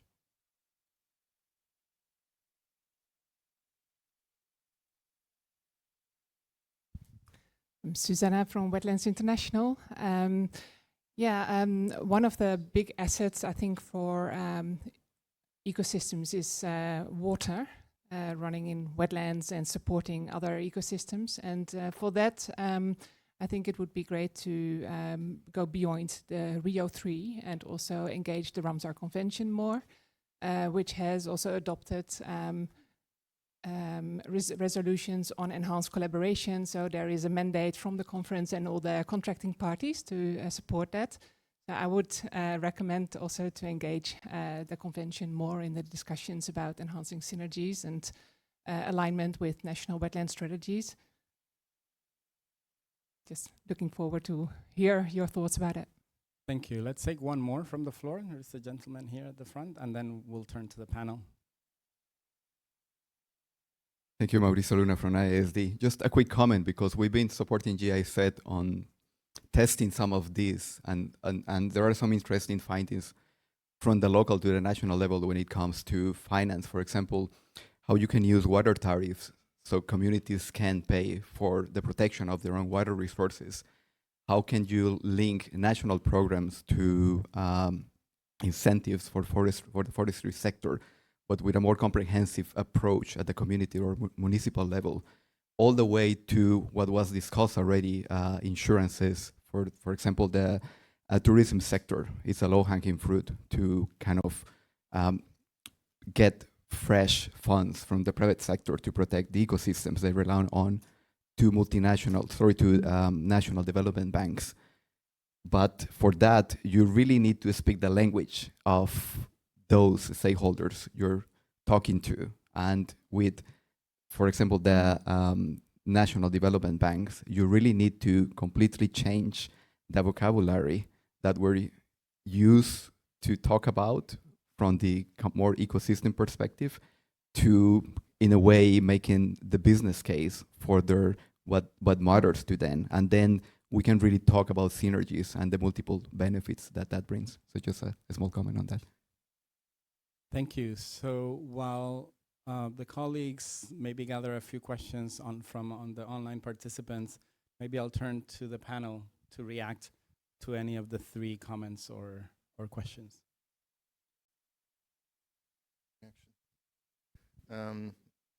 I'll try to go for all three of them. So 100% agree. So I'll start with the third intervention. 100% agreed. It's a language. Economics is a language, right? And it allows us to reach out to, we usually work, say, ministries for environment, maybe agriculture, or so, more on the lower end of the hierarchy of your national institutions there or government institutions. You want to reach out to the finance ministers or ministries, development, and so on, of course. And yes, it helps if you put a dollar, peso, whatever to it, right? A value to it. Not necessarily, right? But it's a kind of language, right? And this helps to reach out to these decision makers. I think the water point, very well taken, and this is being increasingly taken up. Maybe we can hear more later, but UNCCD, for example, the drought aspect is very important, has become an important part of their agenda and of their narrative there, being recognized, and it will be taken up at the COP in Ulaanbaatar as well. So this is I think people understand that water is a factor that can't be sidelined anymore, and needs to be taken very serious, and as part of the Rio 3 there as well. There. When you say all this economics, I was the one nodding as well. So eventually it's all underlining, and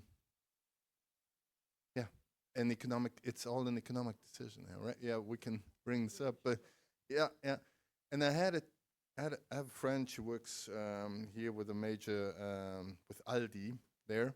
And they understand that eventually all these decisions are economically relevant for them, right? Be it the blueberry value chain there, which needs to be amended because climate change has an impact there as well.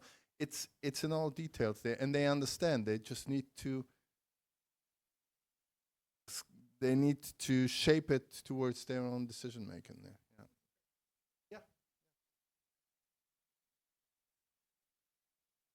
I wanted to respond. Thank you for that passionate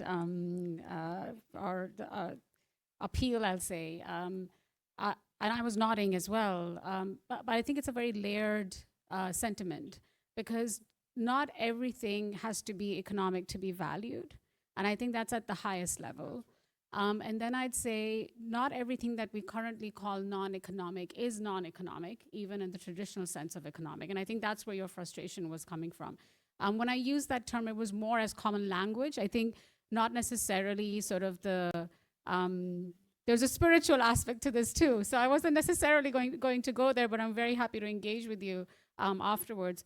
But I think the broader point is, and on that, the non-economic versus economic, I was really pleased to see the global goal on adaptation include things like health, which I'm going to interpret as well-being, human well-being, and cultural heritage, which often are described as non-economic, but there we have it now. It's a global goal that we have to assign value to. But where we assign value matters a lot. And the current economic, and I'm a trained economist, but the current economic paradigms aren't created for that long-term human well-being. So I think it's a layered question on sentiment that you've expressed. But my use in this panel was more to bring sort of a common understanding of what I was trying to say, not necessarily to say that only economics should be valued, right? Not a believer of that, but thank you for the sentiment. Yeah, absolutely. So I don't know if Anke or Jeffrey want to say anything. But you don't have to, but if you do. Yeah, thank you so much. I think, definitely echoing what Neha and Mark has already said, and totally, agree. At the end of the day, as I said, we have to speak the language of the finance ministry and people who make decisions based on these economic factors.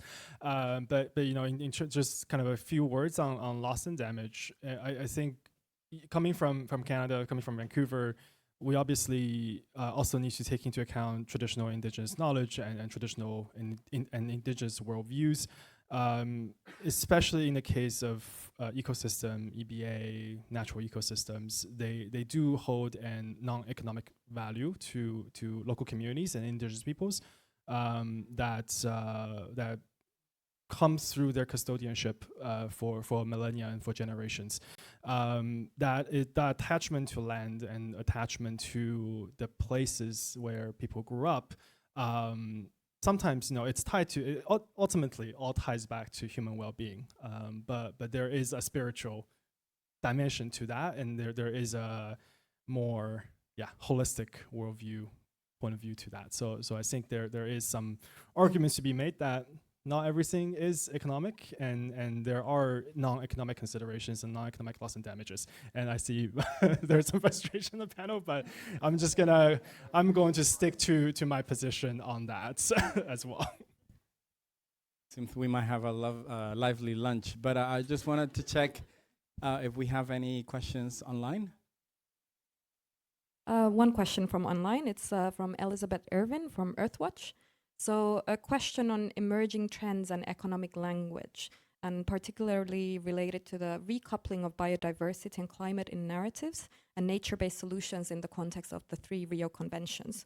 The question is, are there any implications or considerations for engaging private sector in our work, as they have generally been approached as separate? Speakers?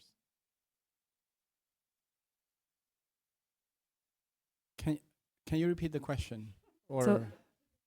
So in the context of MBS in Rio Conventions, the recoupling of biodiversity and climate in narratives, what are the implications of including private sector in our work? So I'm not sure we're understanding the question at large. It seems to me that it could be referring to the implications of maybe commoditizing stuff that may not be commoditized, or getting, I guess, a little bit to the non-economic values point. I'm not sure if that's what the person online meant, but do any of you have any thoughts based on my rephrasing?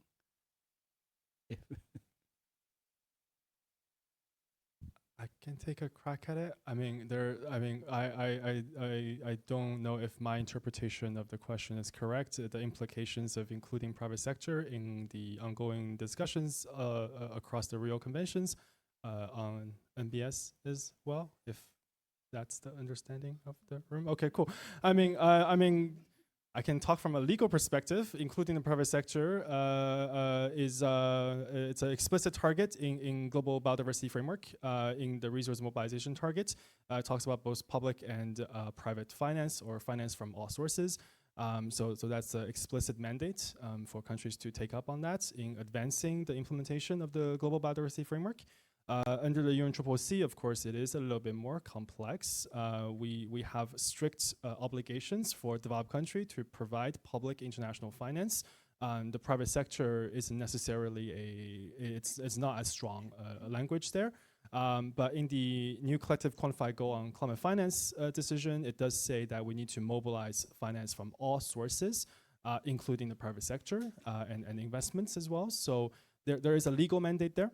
But the ongoing discussion in terms of mobilizing private sector finance is a bit more politicized than in reality. So as I said before, multilateral forums like the UNCCC may not be the best place to talk about this. It comes from countries, it comes from the national level, and comes from spaces outside of the negotiated forums. So the action agenda to really mobilize private sector and investment actors to build that case for MBS investment. Hopefully that answers the question. Sorry. So yes, thank you, Jeffrey. I think so. We've received a bit of a clarification. Thank you for the answer. I think a bit different angle. So the clarification is that when approaching private sector, we usually talk about either biodiversity or climate. But does kind of taking that EBA angle, does it have any implications on how we're approaching the private sector? So any takers? I have a perspective on that, so maybe I'll start and then others can come in. And I think after this we're gonna have to wrap up to stay on time. I mean, from what I've seen and our perspective, because measuring a ton of carbon is a lot easier than measuring biodiversity benefits. Private sector actors have been inclined to move forward with climate engagement in a faster way. But at the same time, I think that those actors in the private sector that are interested in the climate aspect are probably the same ones that are probably going to be more prone to be interested in biodiversity matters. So I do think that the climate angle can take us to connect with the biodiversity angle. This is happening hopefully already on carbon markets. It's definitely starting to happen when the blue carbon conversation is taking place. So that's my perspective, that it's just how it has been working. But I think it is an inroad, and we just need to take advantage of that inroad to then be able to connect our private sector to both agendas. Nope. Okay, great. So I think with that, I would like to thank all of you. If you have more questions to the panelists and you're staying for the lunch part, please do so. Really, really great to be here with you, and enjoy the rest of the EBA day.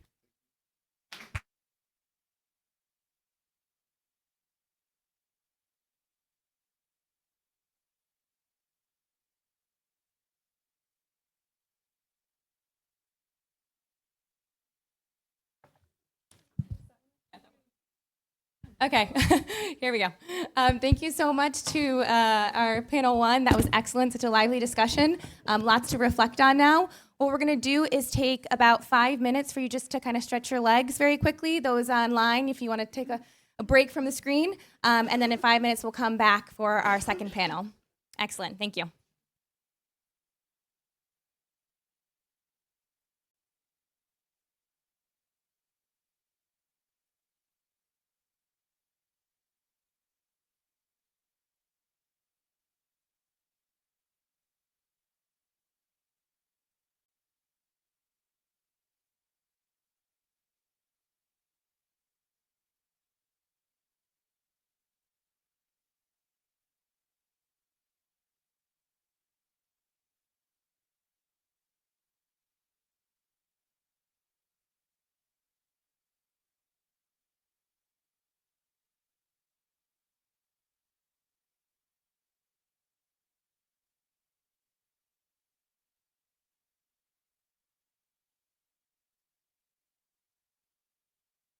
Perfect, yeah.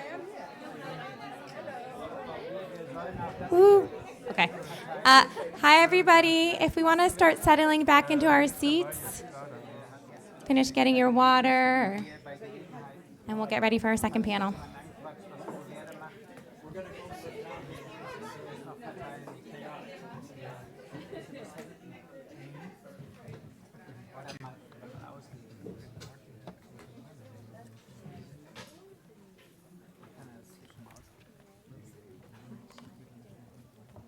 I think we're all in. Excellent. Okay. Give you all another 30 seconds just to get seated.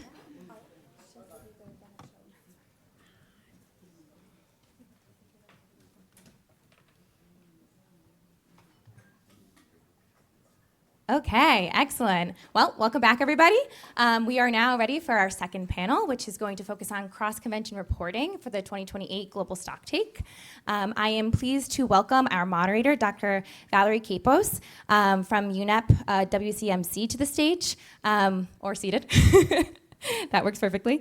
Valerie is a principal specialist in nature-based solutions at UNEP, World Conservation Monitoring Center in Cambridge, UK. She helps to oversee and provide strategic direction for the center's work on the role of ecosystems in climate change adaptation and mitigation, and in health and well-being.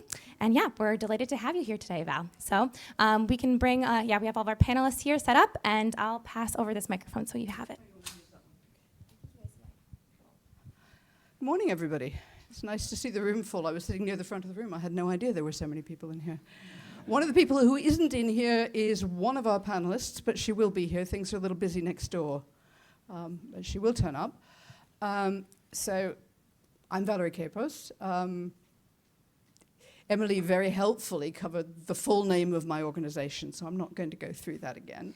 But I will confess to having been sitting in this space for a really, really long time, and to being very excited to see the degree to which we are now able to talk about connections between conventions.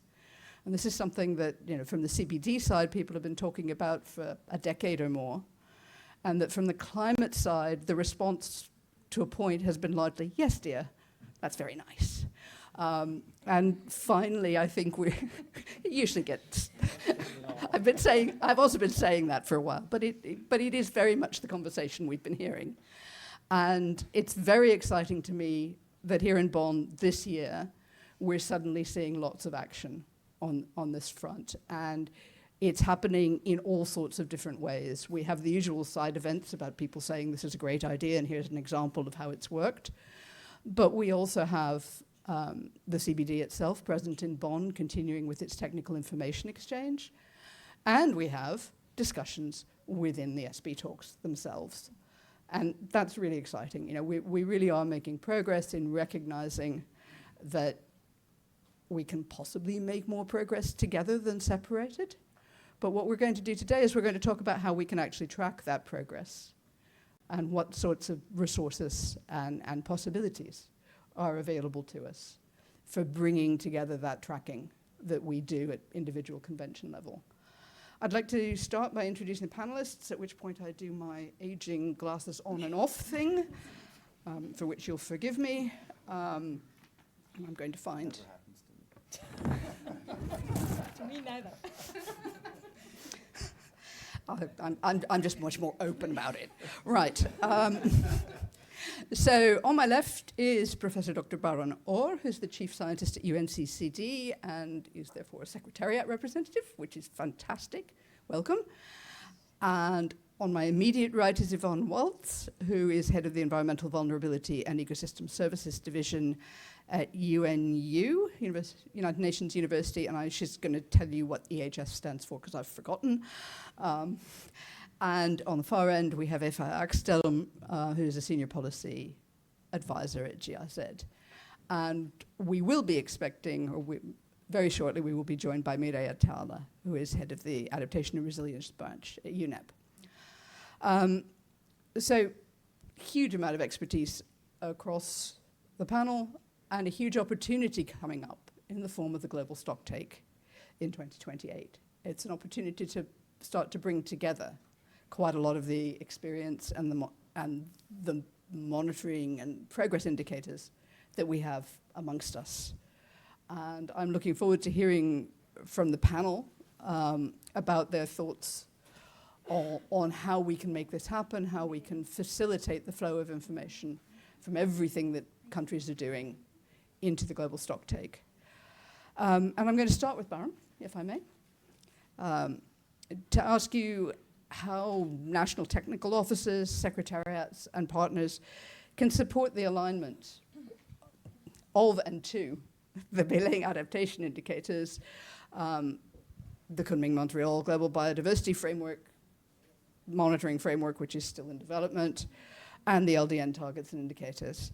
You know, how can we support multiple, and my text here says multiple reporting across the conventions, which I think is slightly alarming because people are about reported out, but I think how can we help convention reporting serve multiple purposes is perhaps the way I would frame that. Well, thank you, and it's the right question, but I guess I would suggest, just as you did at the last part of your intervention, that it's upside down. It doesn't really matter what happens in reporting. What really matters is what we're looking for on the ground, and if we look at the synergies inside of what's on the ground, everything else will come from there. That's the bottom line. I mean, I witnessed in Dubai at the climate change COP, each executive secretary spoke about the wonderful things that were happening with Synergies, and it was really interesting, and I was nodding, et cetera. And then a farmer from some country in Africa got up and said, well, it was really interesting. I don't understand any of it, but it was really interesting. And she said, but you know, we don't think about biodiversity separate from climate, separate from land degradation. We look at them all together, and we just look at what's growing and what's not growing, or are the animals getting fatter or not, or whatever it might be. Or can we actually obtain what you all are calling ecosystem services from nature? Is it there or is it not there, basically? And so I think that if we recognize that if we thought about it from that perspective and went back the other direction, it would just fall into place. It would be natural. And then inside of UNCCD, I mean, we're the stepchild, right? We're the small convention. So there's nothing in the convention that's siloed. Zero. Not a single dynamic inside. If you look at the scientific conceptual framework for land degradation neutrality, you can plug in biodiversity and climate change without any conflict. It's complete there. So, and another thing you can realize is that you're being monitored anyway. LDN is such that if you achieve three simple indicators, land cover change, that means you have it or you don't, productivity, it's growing or it's not, and soil organic carbon, do you have life in the soil or not? Those three things give an indication of how we're doing. And we can measure that whether or not you ask to be measured, meaning every single project of UNFCCC and CBD qualifies for LDN. You might say, well, what about the people? Well, we have the VGGTs built into the framework. So you show me a project that doesn't have environmental and social safeguards, at least in the project proposal, and I'd be very surprised that it got through the World Bank or whoever was funding it. That's my conclusion to how we should deal with the common reporting. Thanks. Beware of anybody who says simple indicators. Yeah, exactly.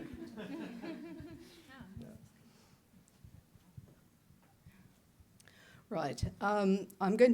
We'll give Mireille a chance to land, but welcome. Thank you. And I'm going to move on to EFA, because I know that EFA has been working with other colleagues in GIZ and colleagues in Latin America on a program that we call EBA-LAC, EBA Latin America and the Caribbean, and that program has been working extensively to support countries in tracking and reporting on EBA across both biodiversity and climate mechanisms simultaneously, at least in theory. Can you tell us a little bit about that practical experience and what the countries learned from trying to bridge those two worlds? And they really are at least two worlds on the ground. What breakthroughs or bottlenecks they encountered when trying to make synergy a real thing. It's very easy to talk about synergies. What happens when we try to make them real? Well, Thank you so much, Will, for having me here. It should be somebody else who unfortunately couldn't join, but I'm really glad to be here, and it's great to see the Guatemalan delegation, also Adriana from Costa Rica. So please feel free to add or correct me if I'm saying anything wrong. Well, EbA is an eco-finance project with the objectives to scale up ecosystem-based adaptation rural landscapes of Costa Rica, Guatemala, and Ecuador. And I mean, what you can see, we've had a great ownership. The project started, I'm not quite sure, more than 5 years ago, so actually still during COVID, so we had a lot of struggle to start, but we've had great experiences, so I would like to share some of them.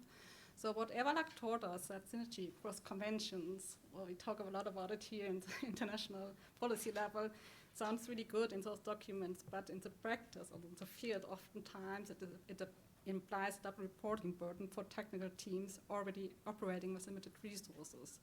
And in that sense, what you can see here, local ownership and integration was key. I mean, across the 3 countries, they supported national and subnational institutions in envisioning how to track EBA contributions to both the Adaptation GTA and the Economic Monetary Framework using a single monitoring baseline.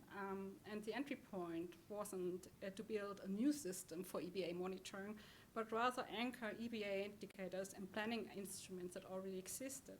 For example, territorial development plans, conservation area management plans, or updated NDCs.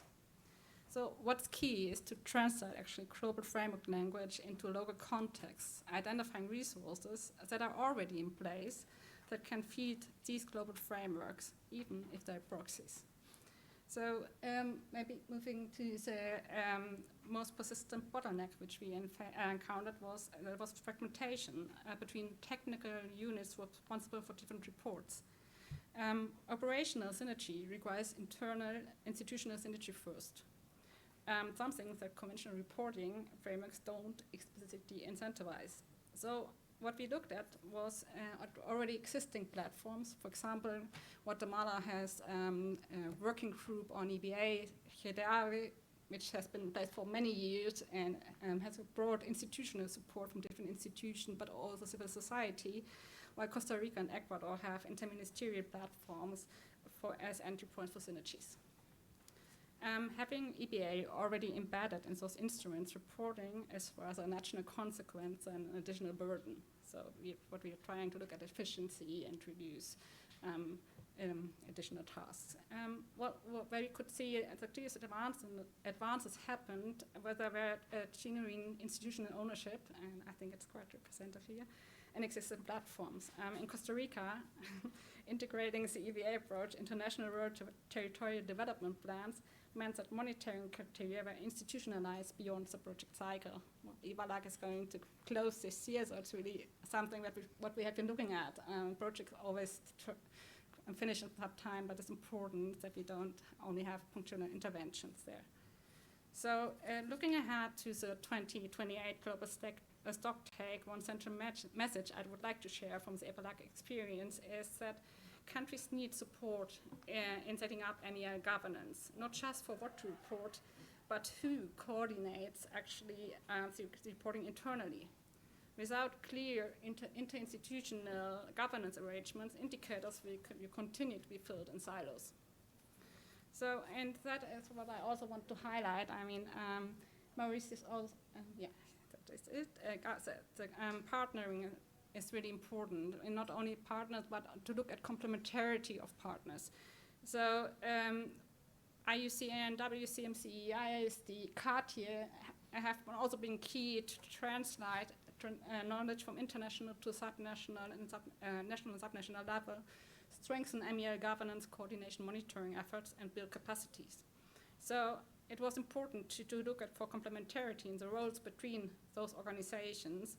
And for example, in EbA, WCMC provided a technical, scientific language, while ISD, UNEP, Global Network, and Mauritius here, and can add on that, complemented with its implementation experience. So that was maybe that's my answer for now.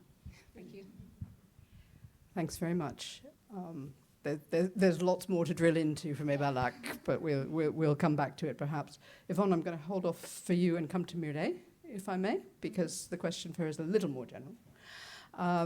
Mireille, I can remember in the run-up to Belém a certain frantic amount of activity around a document called From Silos to Synergies, a white paper, which was prepared for Belém. And that paper is essentially flagging the importance for countries to move from fragmented monitoring systems to somehow more harmonized data platforms, and to recognize somehow that the same data and indeed the capacity constraints on using those data affect how we report on any of these agreements and progress under any of these agreements. So I wonder if you could comment a little bit on what some of the key elements that need to be considered to achieve coherent country reporting across the conventions might be, and particularly how we work towards supporting a collect once, report many times approach in the lead up to the Stocktake. Absolutely. Thank you very much, and good morning, everyone. My name is Mireille Atala. I head the Adaptation and Resilience team in UNEP's Climate Change Division, and it's a pleasure for me to be here again. It's one of the milestones of Bonn, no? The EBA Knowledge Day. It's great to be back here.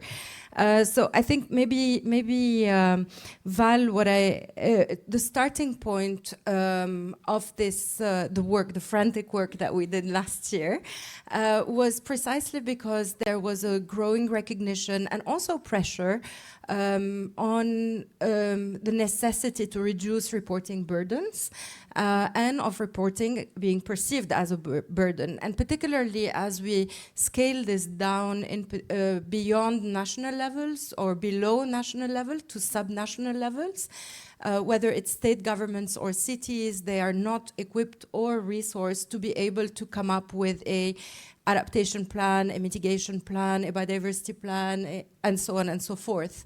So I think some of the points that emerged are first that whether you want to call it ecosystem-based adaptation or nature-based solutions, this is a common ground that delivers on multiple outcomes, whether mitigation outcomes for climate, adaptation outcomes, biodiversity outcomes, and addressing land degradation outcomes. In particular, monitoring systems can actually help address trade-offs and win-wins across these multiple outcomes. So I think that was one of the starting points of this reflection around, report once, use multiple times. It was also, there was a policy coherence dividend that I think we tend to underestimate from reporting synergistically. The second thing is that we organized in the run-up for the preparation of this white paper, we organized Chatham House rules-based kind of exchanges. One of the key concerns that came up systematically was double counting of finance received, double counting of finance provided, and double counting of impacts delivered. And I think from that concern came a solution, which is that when you are undertaking harmonized reporting or coherent reporting across the multiple conventions, there is that transparency element to it, where you can actually come out very clearly from the onset saying, we are reporting on this across the conventions and delivering across the outcomes. Second, I don't know, second or third, I'm not sure anymore, but I think that one of the things that came through is it's not necessary to create new systems, but creating interoperability across reporting systems would be one easy way to deliver on this, rather than changing everything that you have in terms of systems and structures for reporting or frameworks and so on. Bridging between them is an easier solution than scraping what exists and then going forward with something new. And then lastly, in particular for ecosystem-based adaptation,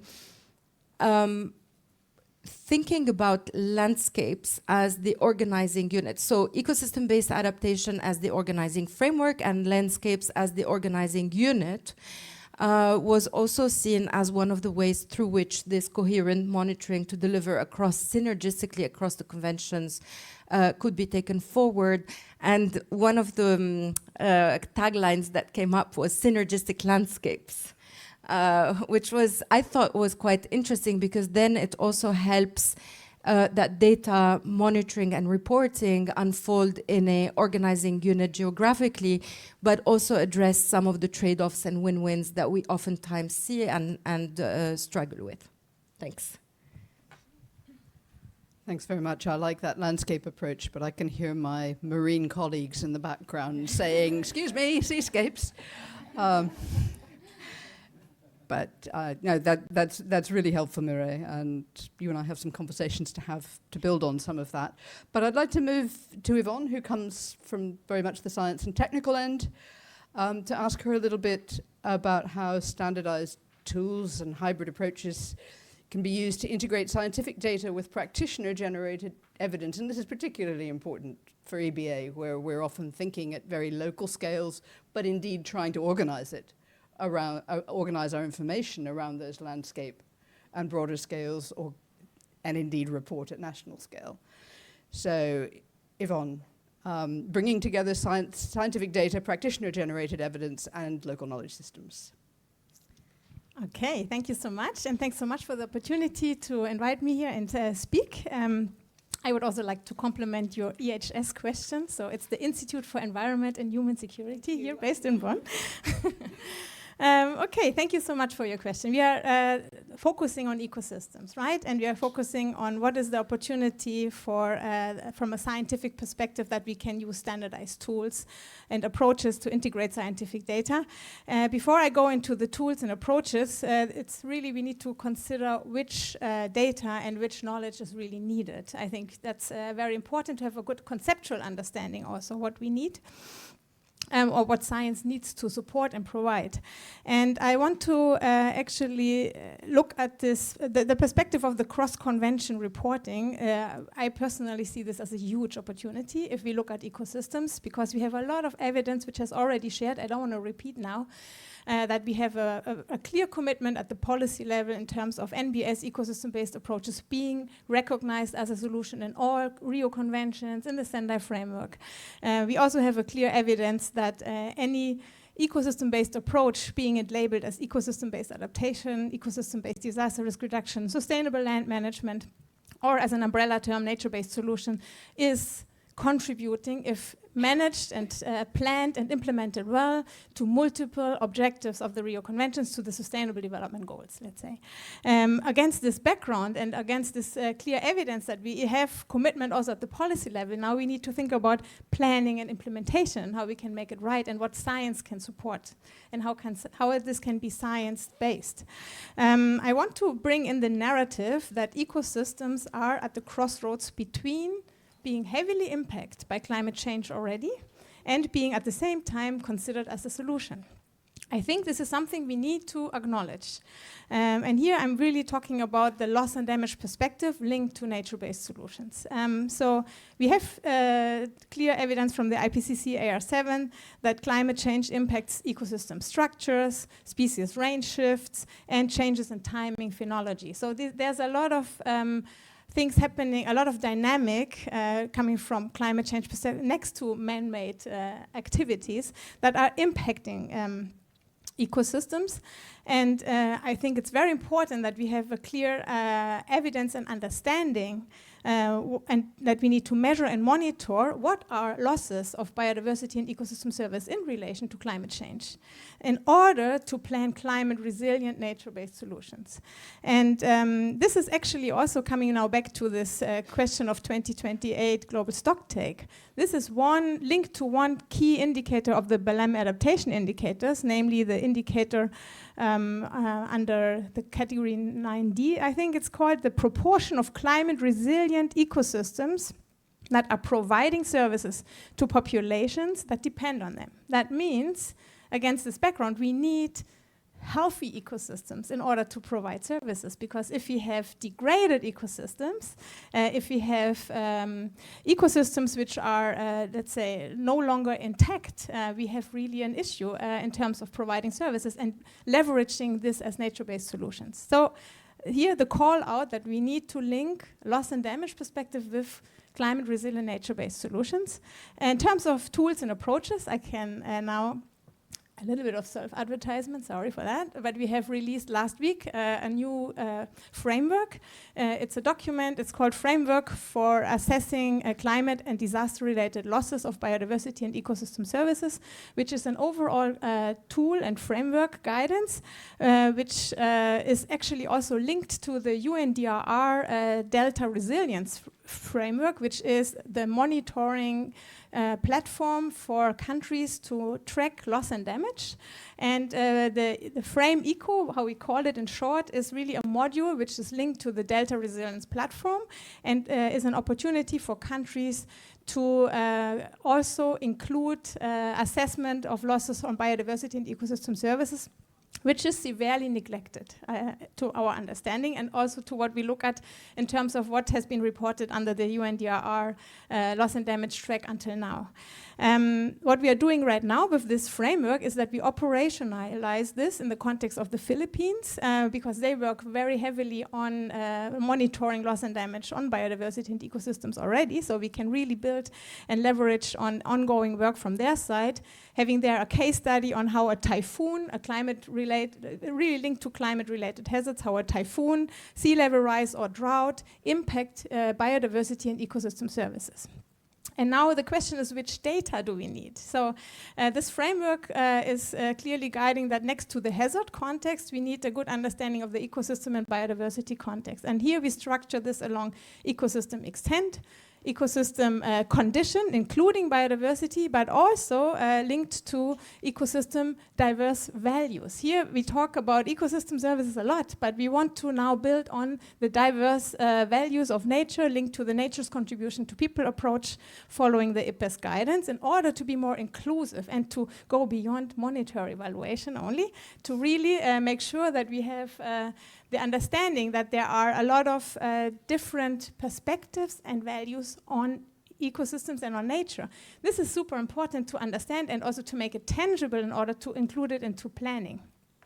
And here we have, for example, in this framework, what we do is that there's a combination of quantitative indicators, such as, for example, the defoliation of forests, after a drought, in the context of a drought or a storm.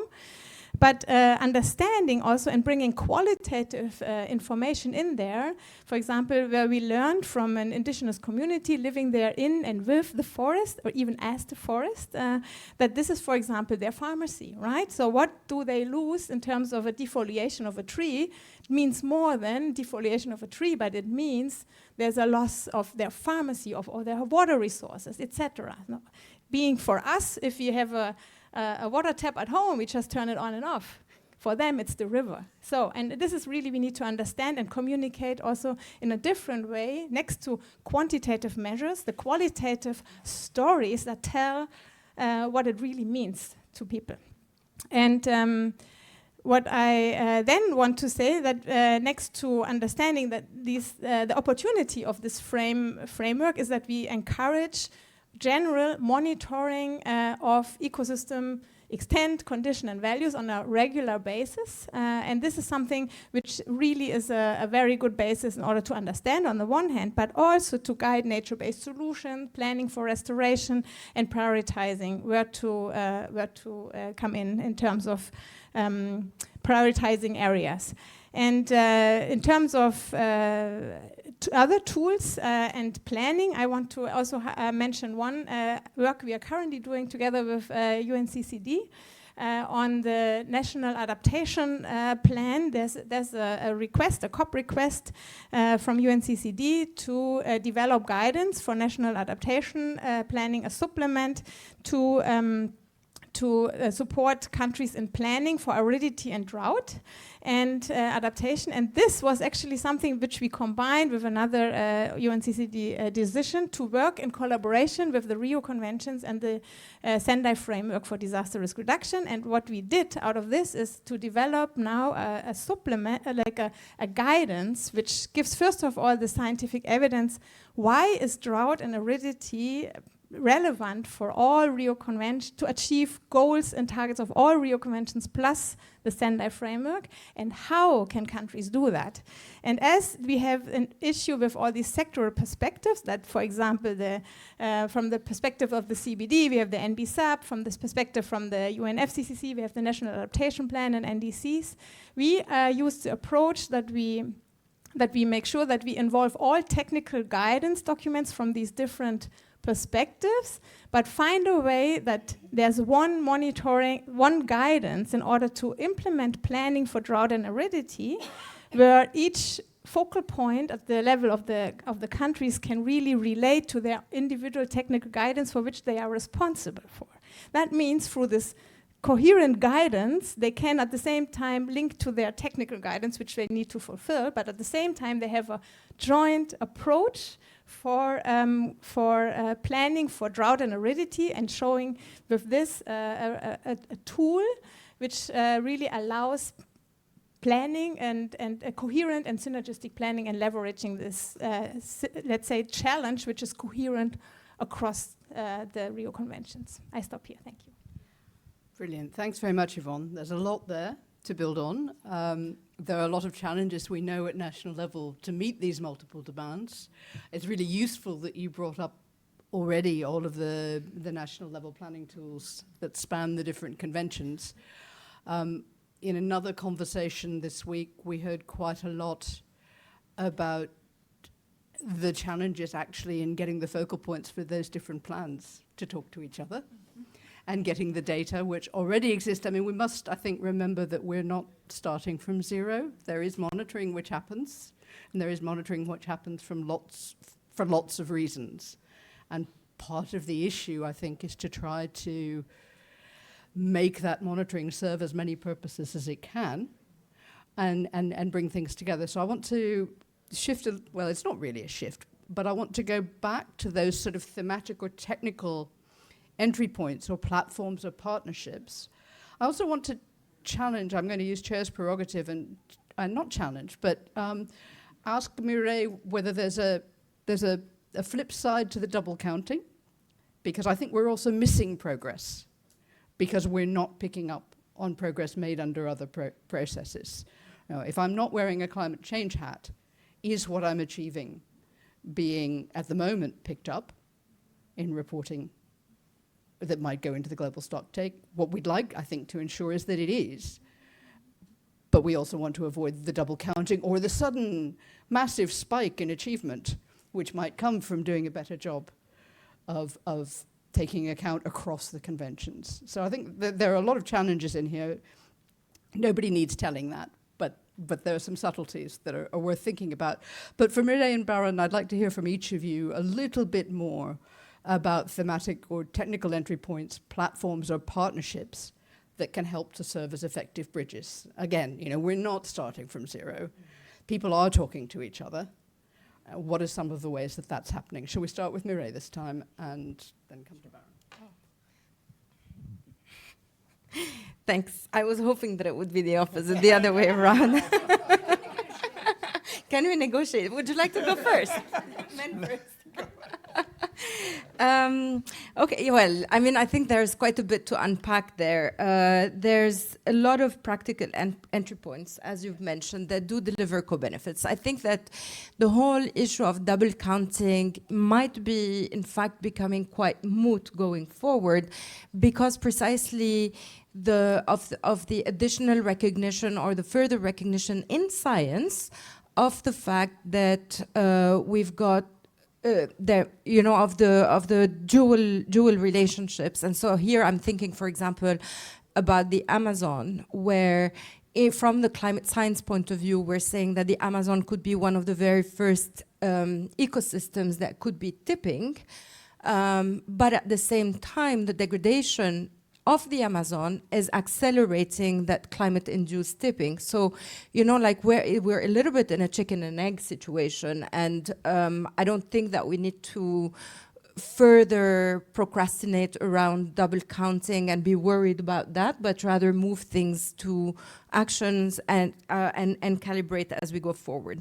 So there's quite a few entry points in that space. First, of course, there's now beyond nature and climate, there's also on the pollution side of things, but we now have the intergovernmental panels, both for climate and for biodiversity, that have started to issue their reports and that have started looking at the interconnections between nature and climate. Even though in a very structured intergovernmental process, everybody wants to keep them separate, but I think that connection is already starting to happen. So at a very global level, these are platforms that are very powerful to use, and I think help set the agenda, the global policy agenda, but also trickle down at the national level. Within UNEP, because we do have, we're involved in both IPCC and IPBES, but at the same time we produced GEO, the Global Environment Outlook. It took a lot to get the last version of GEO approved, but it did aim to break those silos, because there is a little bit more flexibility and freedom in mandate where we can push these agendas forward. I see Amy here in the room. The FRA has also increasingly been looking at forests from multiple angles, not just, of course there's a forest angle to it and forest management angle to it, but it's also one of those additional tools that we can pick up on.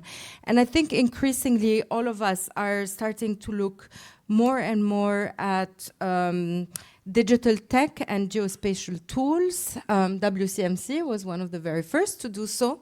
But I think that geospatial focus helps in addressing the redundancies in data, but also in layering this data in such a way that it becomes useful and helpful for decision making. Because at the end of the day, we're not only looking for reporting purposes, we're looking at how to use data and monitoring in order to influence decision making. And spatial planning is coming more and more to the fore as one of those planning tools and instruments beyond sector-based planning. Spatial planning is becoming that interface where everything comes together, if I can put it this way. And then looking further down at national levels, maybe one of the thoughts that I would like to offer is that really data and data management needs to be context specific. We know from locally led adaptation processes that everything is very much locally anchored, both in terms of the impacts and of the responses.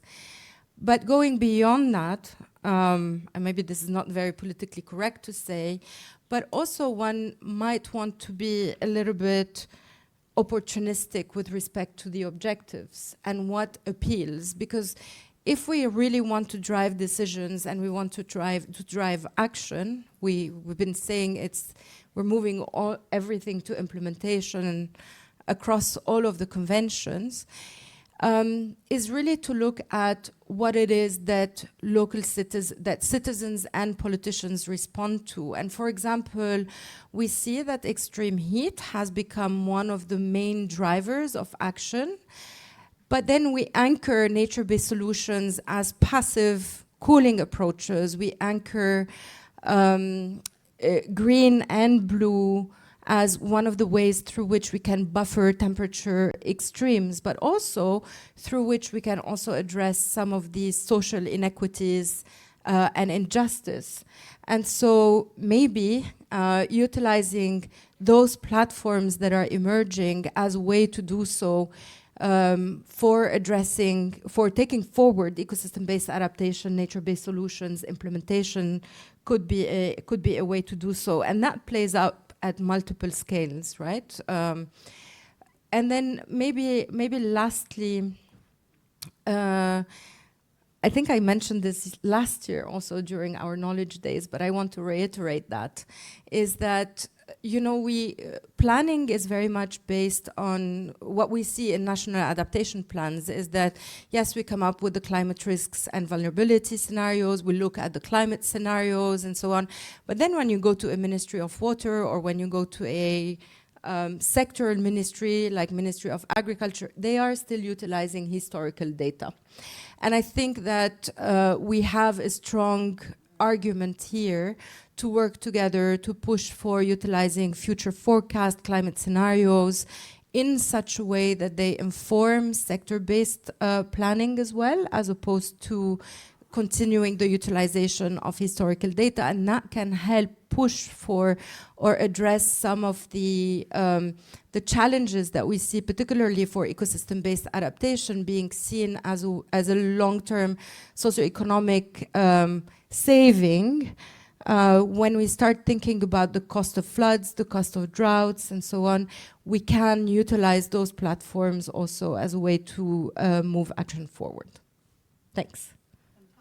Thank you. Baban, would you like to build on that or go your own way? Both. So, yeah, many things that you touched on I was going to speak about, so I'll kind of weave in and out of what you described. I think the first thing that comes to mind is that this issue of double counting comes up all the time, and I find it a very strange challenge, but at any rate, I was sitting at a table with a key person from the GEF, the GCF, et cetera, and they asked me, what would you do to make project developers recognize that it's not possible to double count an LDN project? And I said, well, I would do two things, one of which I did and one of which I asked them to do, which they didn't do, which is that you take the cover sheet of the proposal and you say, a little box, this delivers on biodiversity goals, this delivers on climate change, this delivers on land degradation. And they're like, well, that's kind of simplistic. Don't you have to ask them how? And I said, well, maybe, but more importantly, they're obligated to check the box or not. And you're not asking them to do that. You're asking them to wave their hands. They're writing text about how synergistic it is, not whether they're doing it. And so I said, that's number one. And then the other side is, and I promised them, and we did it, I said, all of these projects qualify for LDN. I've already mentioned that in my first intervention. There's no issue there. So when they go to report, they can simply check a box that they also reported this to CBD or to UNFCCC, et cetera, and then they no longer have to worry about double counting. And I think we have to start the conversation very simple like that. Like, what are these high-level barriers that if we just knock those off, maybe we get started? And they're connected, right? If you change the cover sheet of a GCF proposal, it's money underneath it. So it makes a big difference at the end of the day. So the next thing I'd like to mention is the discussion on planning. So if you're paying attention to UNCCD, you'll realize that the mechanism for neutrality in any no net loss approach, there's got to be a mechanism for neutrality, whether it's net carbon or biodiversity offsets or LDN. And the mechanism for neutrality under LDN is integrated land use planning, which was a Millennium Development Goal that didn't have any work done on it. And now it's been picked up inside of the Global Biodiversity Framework, and we're going somewhere with this. But the catch is that even where it's legislated, actually integrating environmental, social, economic, agricultural, et cetera, goals is not really done. The models that developers use for growth and economic impact in a city have one or two nature variables, like land cover, whereas the conservation planners are in another room and they have hundreds of variables, and they just put growth as the development variable, right? So we basically say, if the municipal planner, the ag planner, and the conservation planner, maybe a few others, are not in the same room every single time a land use decision is made, everywhere in the world, we won't achieve any SDG. We're finished. Because by the time you monitor, it's already converted, right? So isn't that the number one thing we have to accomplish? And yet, the percentage of us that actually pay attention to that little place where policy and action come together is very low. Very low. I poll in many keynote addresses how many people in the room are policymakers, scientists, practitioners, how many are planners? One hand. We're not the same. These are totally different worlds. We are not in that world. And it's not the same thing as adaptation planning or biodiversity planning. It's land use planning, right? So we've got to break into that space. And then the third one is we need to recognize that the collaboration among the data people and the technologists is one thing, and all the rest of our collaboration is another. But if we actually fully leverage both in some connected way, we can overcome a lot with the API, right? With the standards that we were talking about earlier. In UNCCD, we do this in partnership in two places. We do it with the Group on Earth Observations, which is sort of like the intergovernmental place for NASA's and JRC and et cetera, all the data providers out there for geospatial data at least. And then they also deal with all the companies. So you end up with this incredible universe of super engaged data people. But they're competing with each other for our dollars, our euros. So we basically say you can't play unless you achieve minimum data quality standards. You cannot participate in LDN. If you don't agree among yourselves of what's not your value add, but everybody must do, then you can't play. And then we should be requiring that across the board of our data providers, because they can agree on what everybody does. They know, we don't. We can't look at the model and know that they did this the same way, but they do. So, and they do this in levels, it's all built in, so we could require it.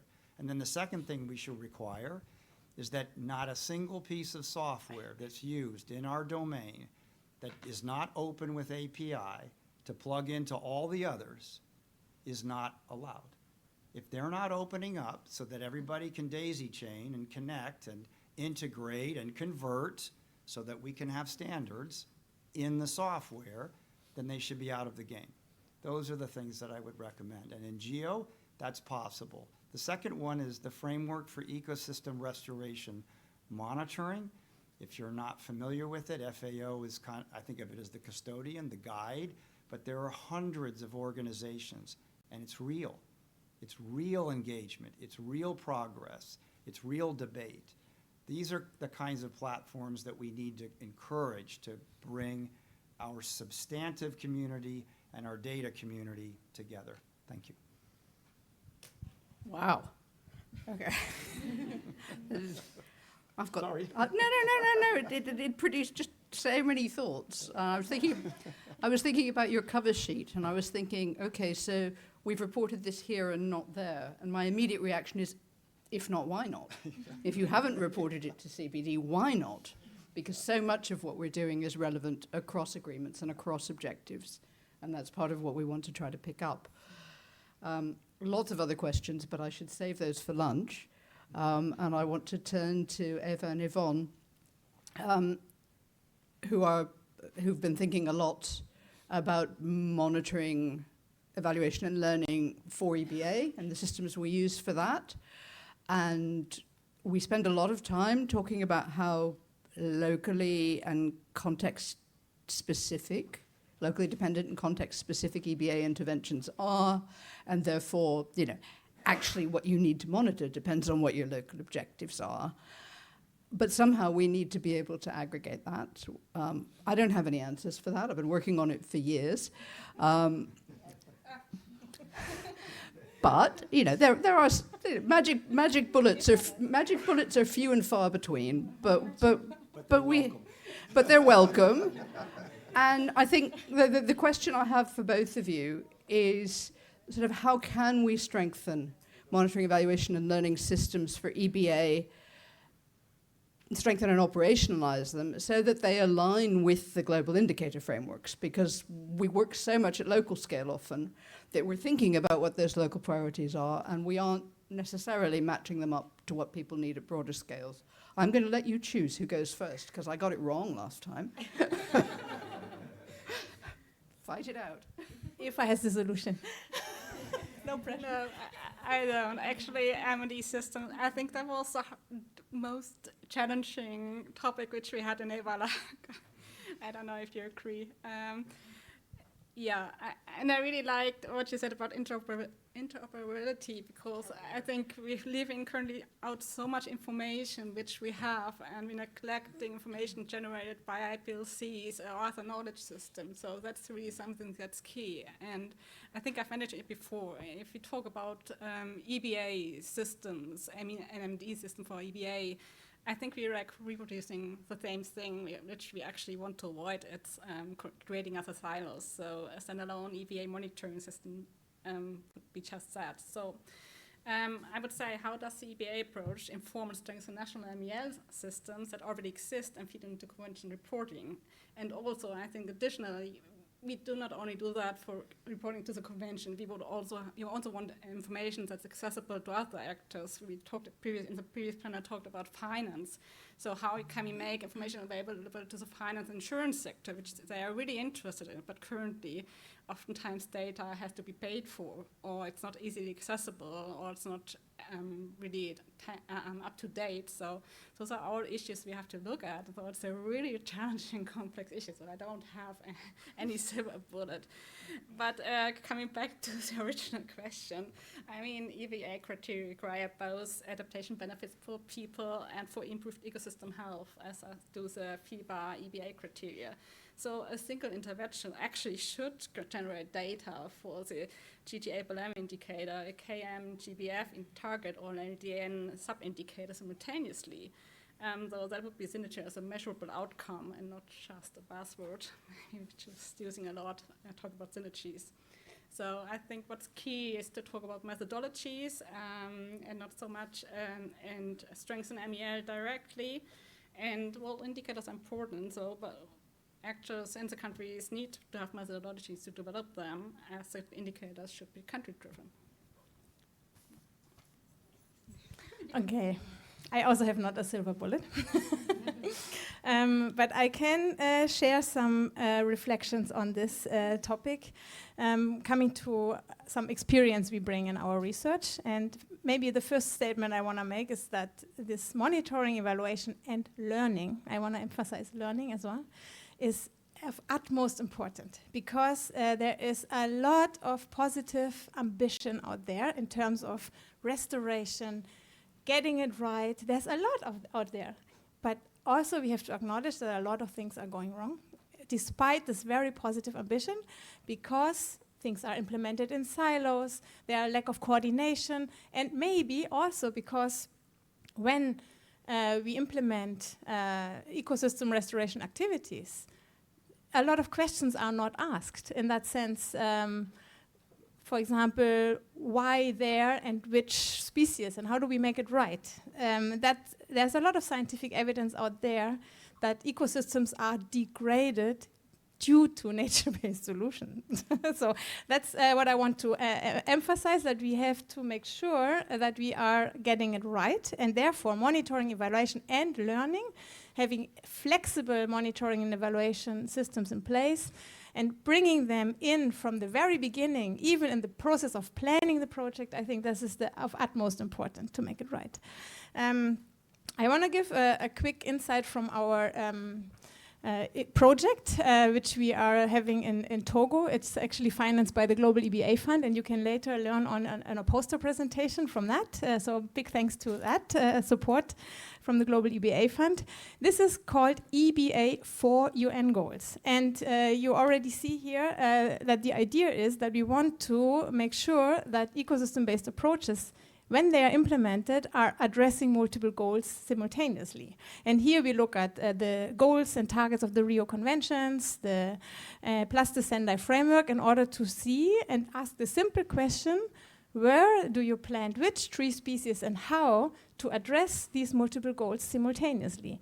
And what does it entail, and how does it link to monitoring and evaluation and learning? Is that the background of it is that there's a huge ambition of the government of Togo to plant 1 billion trees by 2030. So there's a huge commitment of the government, and there's a whole system in place. Nurseries are in place, research is in place, and then there's the communities, and we work with a local NGO who are working with the communities on planting trees. And every year there's a planting day and a planting period, let's say. But what we realize is also that a majority of these nurseries are still having invasive species, for example, as part of the program. And this is something where we need to really understand, where does it come from? And what I mean with monitoring, evaluation, and learning is that we, on one hand, need to understand what is the local context. So we need to assess what is the ecosystem context. Are we in an area where trees are appropriate as a restoration approach, or do we need grassland, for example? The second option is that we need to understand what are challenges in place, what are biodiversity challenges, what is the soil condition, what are climate-related hazards, droughts and floods. How can we restore an ecosystem which is resilient to future projections of climate change?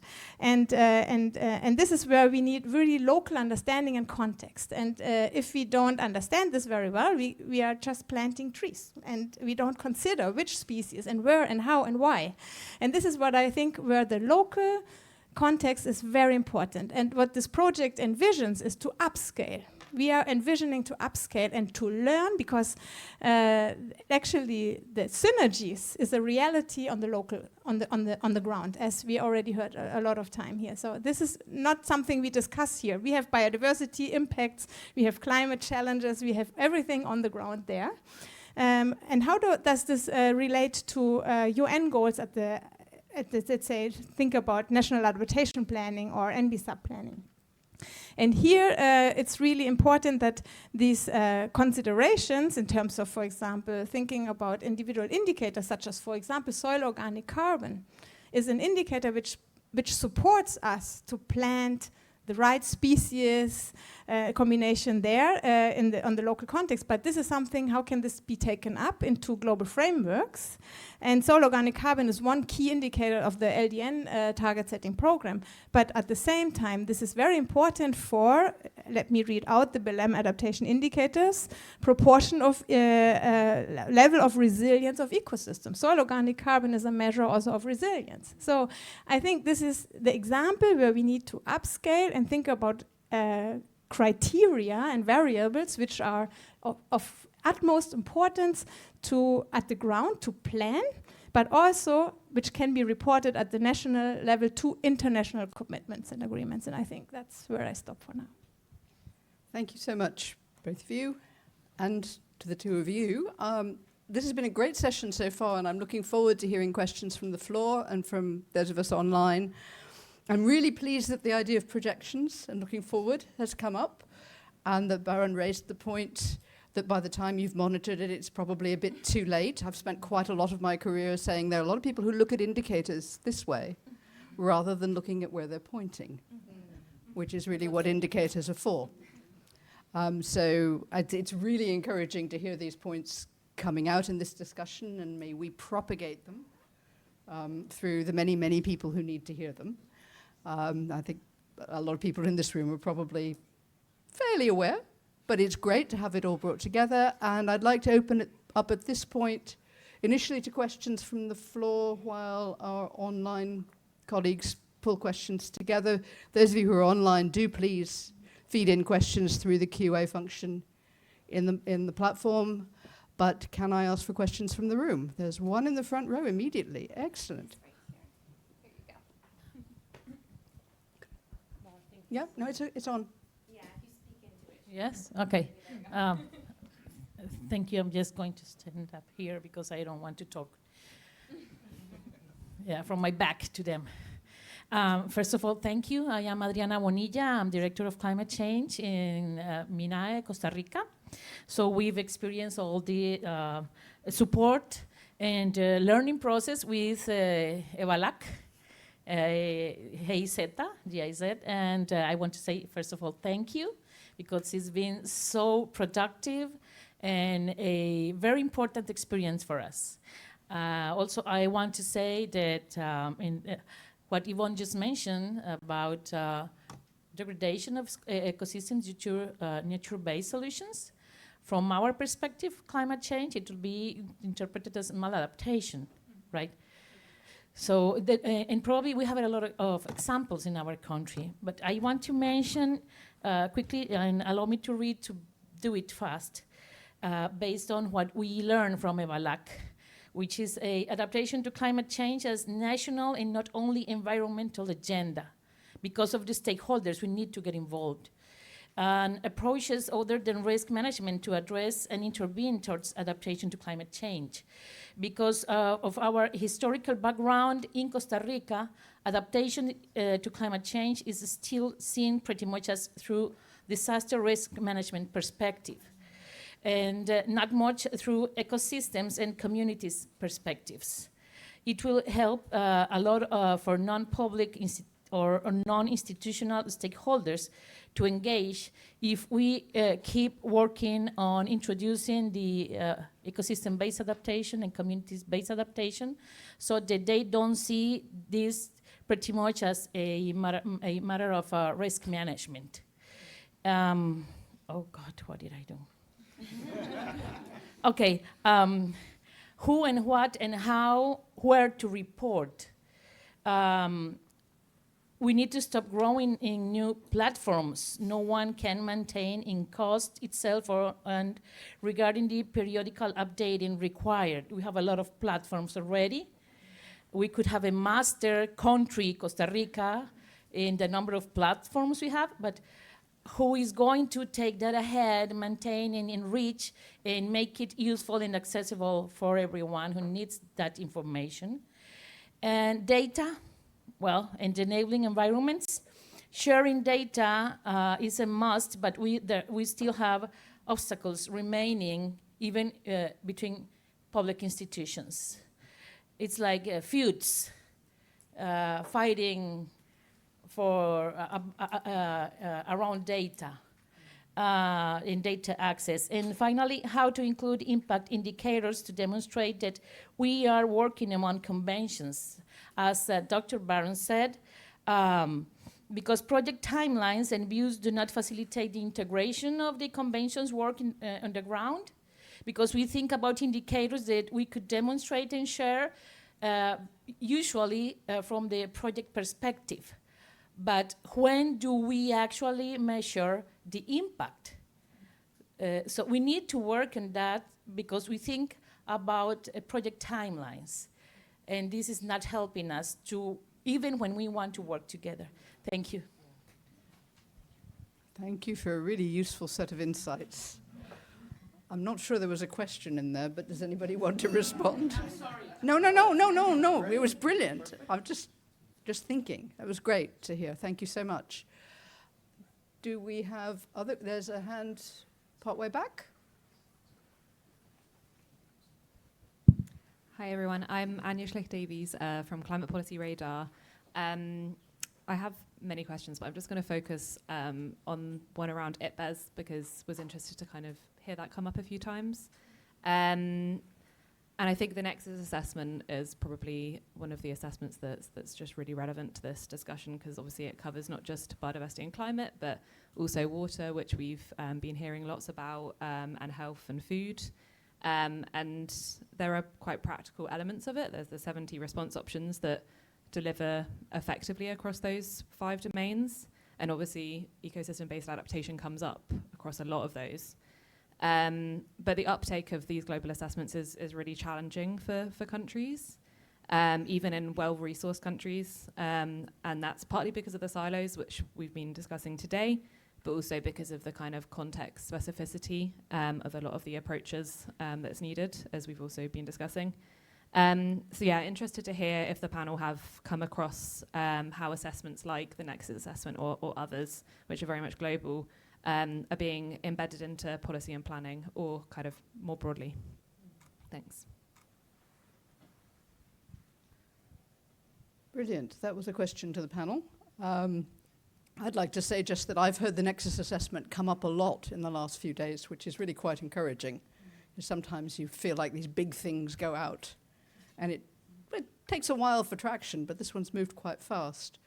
Baron, you're nodding. Do you want to address that? I can just say in the space of UNCCD, there is an agreement with IPBES where the small UNCCD science policy interface actually attempts to kind of digest an assessment like that for what's relevant to the policymakers under UNCCD, and then actually be more prescriptive.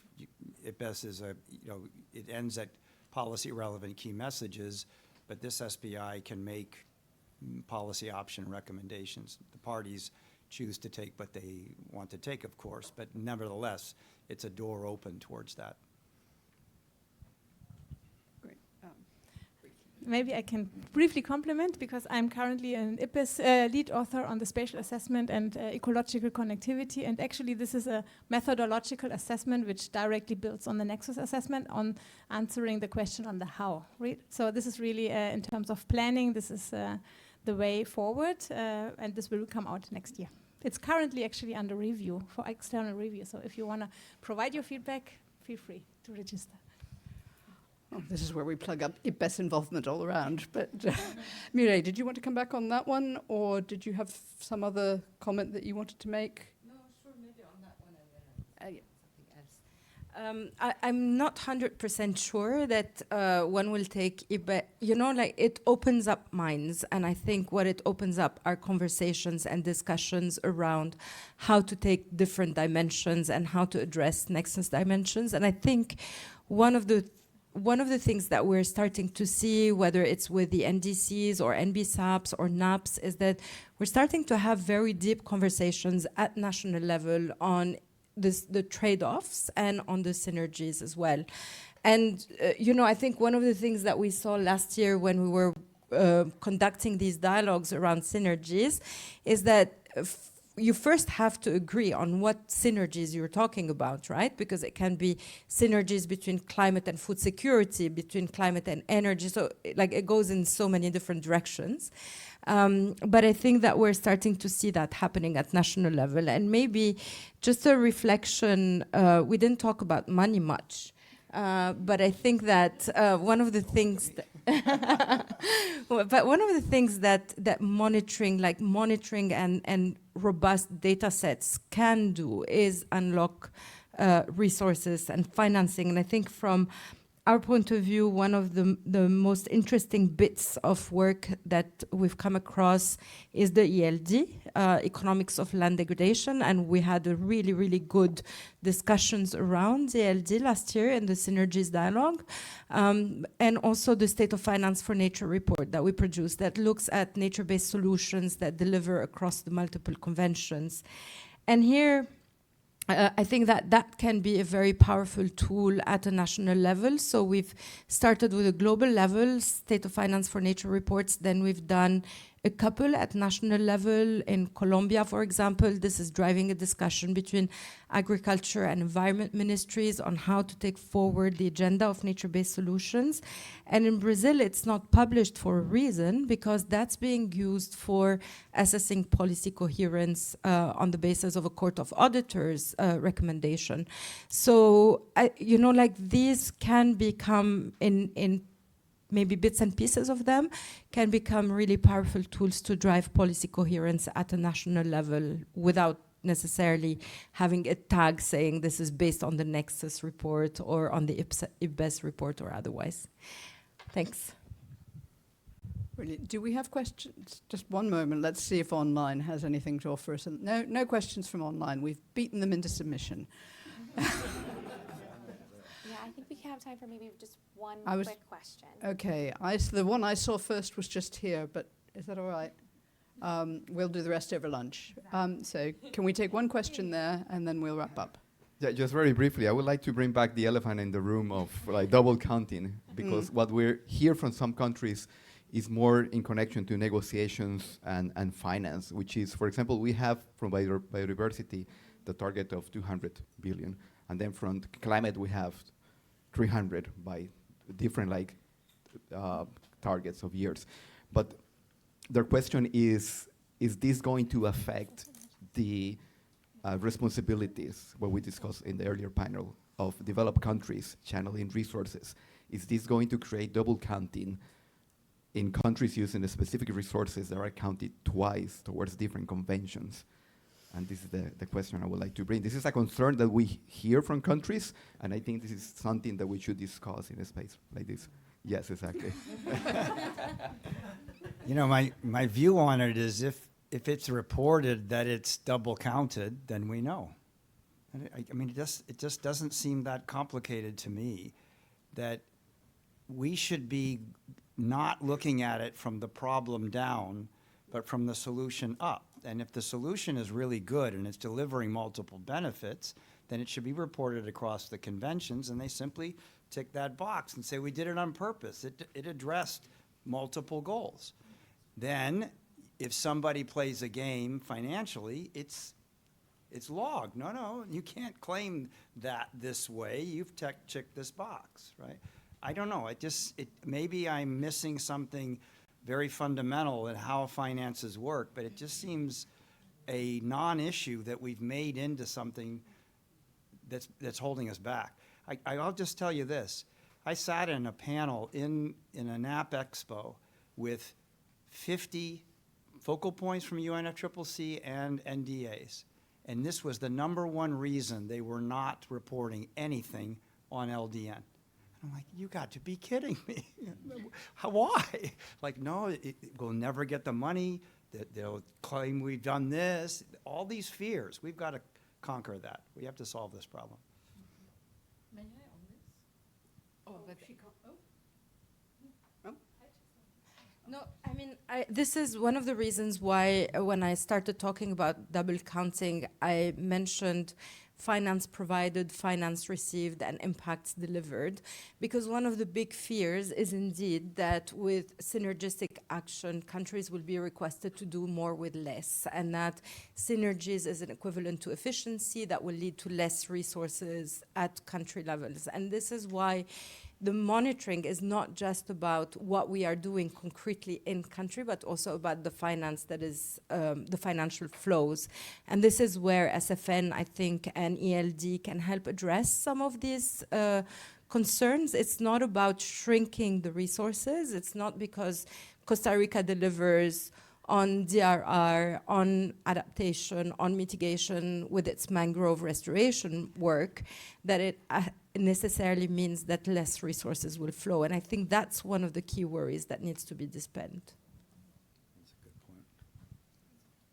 Okay, I'm getting meaningful looks from the sidelines, which say to me that we need to wrap up and let people get to lunch. But I want to thank the panel hugely for a rich discussion.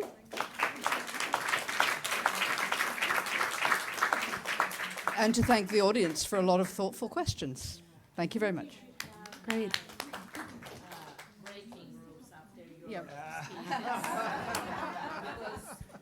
Thank you all. Maybe just a brief comment. We're not heading for lunch yet. We still have a brief intervention. But before we do, I know people are very eager to get up and going, and we're all hungry, right? There was one intervention from online asking if we could ask participants and panelists to stand up if you're working on testing the BELEM adaptation indicators. So if you're working on testing out the indicators, working with BELEM adaptation indicators in some way, if you can please stand up. So we have about 1, 2, 3, 4, 5, 6 people. 6 people standing up here. Okay, great. And for all of those who still want to stand up, feel free to stand up. And we'll move into the next session. Yes, not lunch. Sorry, my mistake. We have more to hear from FEBA. A question, sorry.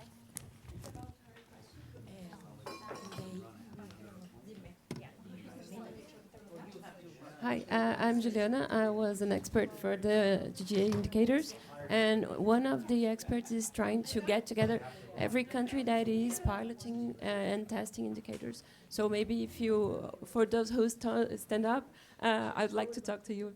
Thank you. Thank you. And actually, we are not yet on our lunch break. We have so close. I'm sure you're all very hungry, but we actually have just one quick session where we're going to do FEBA in focus. My colleague Rose here is going to give a brief presentation on updates of active working groups, and then we'll also quickly go over a new working group in the pipeline. So it'll be very quick, and then we can all enjoy our meal so that we're ready for the breakout groups in the afternoon. Thank you. Thank you, Emily, and thank you so much, everyone, for bearing with me. I know it's been a long day so far, so I'm very grateful to have you around. So good afternoon, everyone. As the FEBA coordinator, it is my great pleasure today to present a bit more about FEBA today, specifically about its working groups, which is one of FEBA's greatest strengths.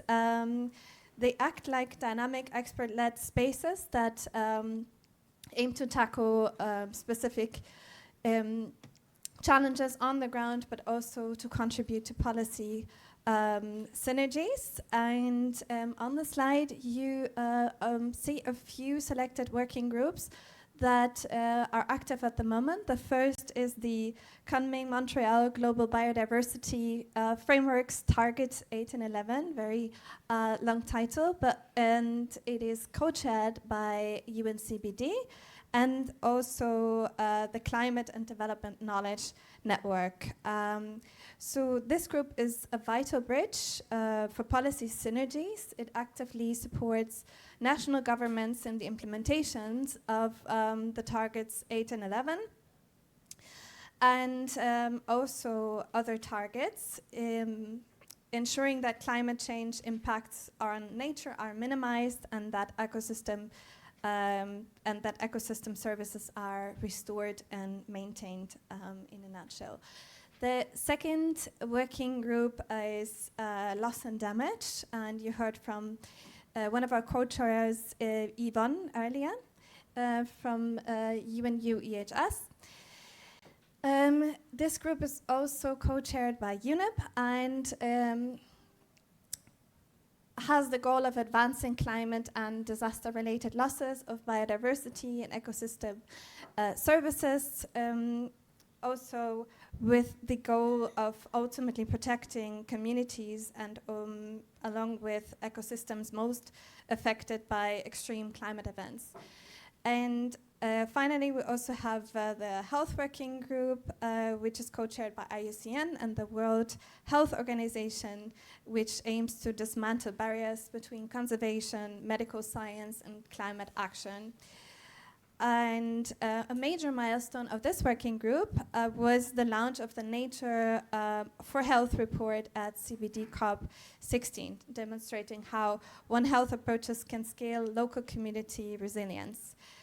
And turning to the next slide, the next working group is our working group, Nature-Based Solutions in Humanitarian Contexts, which brings EBA principles into some of the most challenging field environments and settings.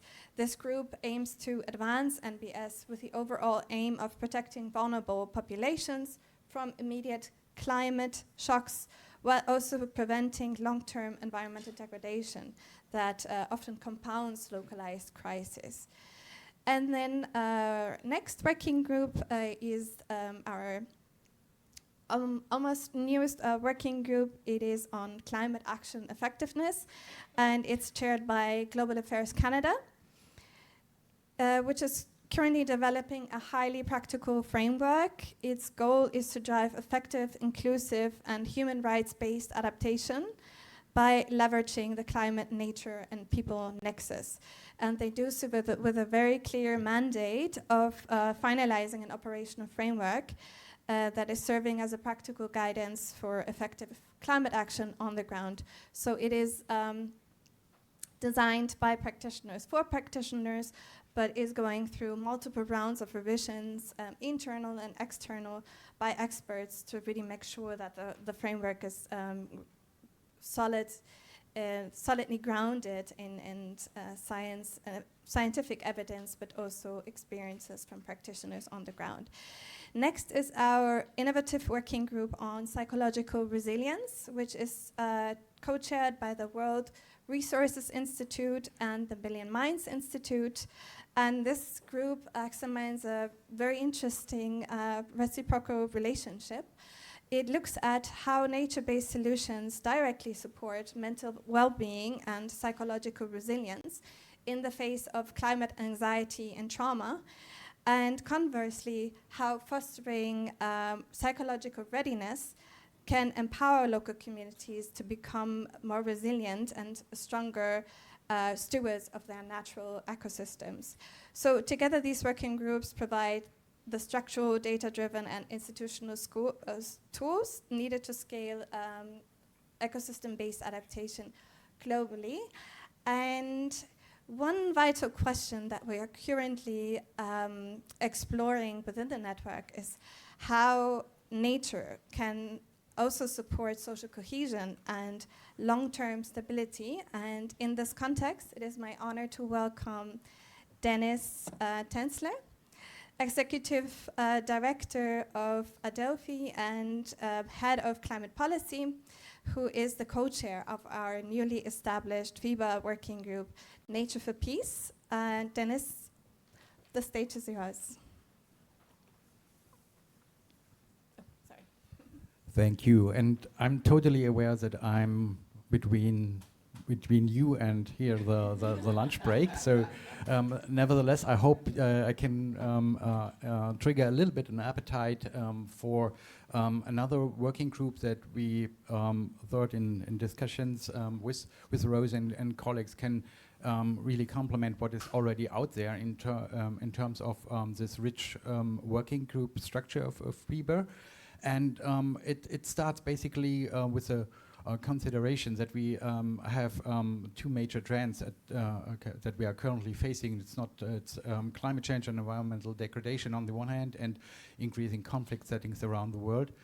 And there's pretty much an interface there with that, where we see there is an overall need to bridge those efforts between adaptation, especially also ecosystem-based adaptation, and peace building, and try to avoid, on the one hand, that climate change and environmental degradation is increasingly working as a threat and risk multiplier, and at the same time also to be aware that conflicts are in processes undermining also the outcomes, for example, of ecosystem-based adaptation and other climate policy related efforts. So it's more and more crucial to try to give more evidence what is actually then working when we assume that also ecosystem-based adaptation can provide pathways to more peace, stability, social cohesion, as you outlined.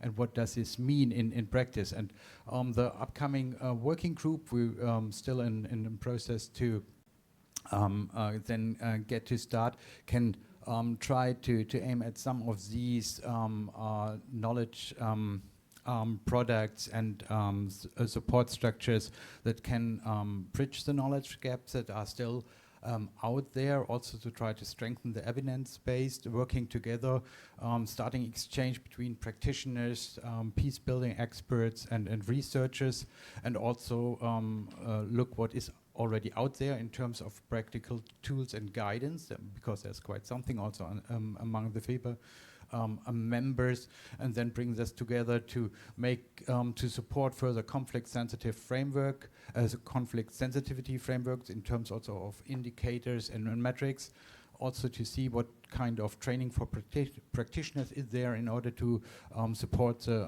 concrete project design, also in conflict-prone countries and regions.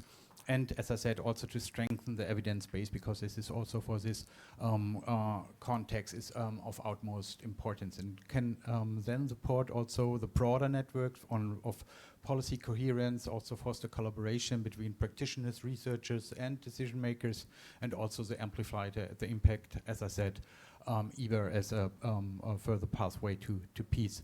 And maybe a quick look to the next slide then. Is that we are in the process to see how we can set up the overall chair structure of this working groups, and to organize in the next month initial online meeting with those interested, trying to develop a detailed working plan as the other working groups are doing, and then also to identify further funding opportunities to support the working groups activities. And I think it's basically not needed after today's discussion, that there are quite some overlaps with some other key policy processes in the UNFCCC Paris Agreement, but also CBD area. There are already ongoing activities with the climate security mechanism at the United Nations level, and with a peace-building architecture as well. So you can go get in touch with Rose, also with me, for the next steps, and and maybe then we have another box to tick on this cover sheet that was mentioned before by Baron, but I think I would say it's an important one. Thank you.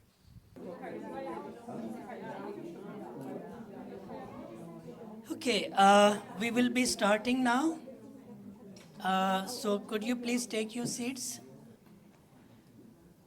As I said early in the morning, that we are trying to link all the work you are doing, linking directly with the policy discourses happening, just next door. So this session next, which further will be, explained by Emily, but I'll just take you through the action agendas.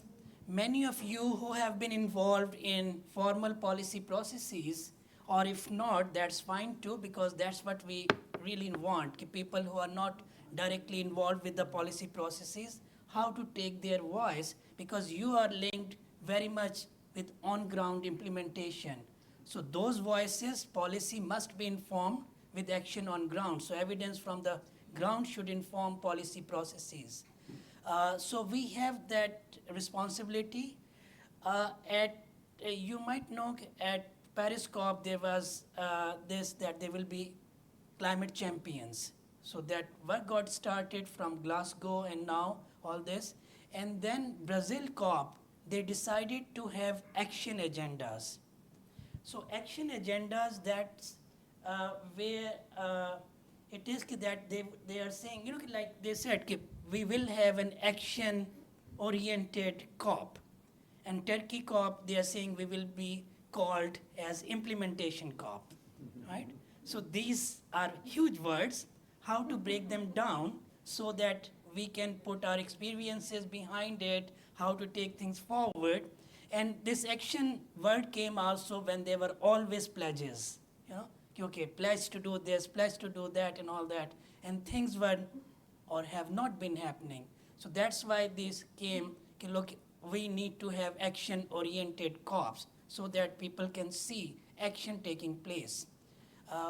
So now implementation. So as a part of that, Brazil COP, they set up action agendas, and then there are 6 axes which are contributing, and under each there are different action groups which are working on that.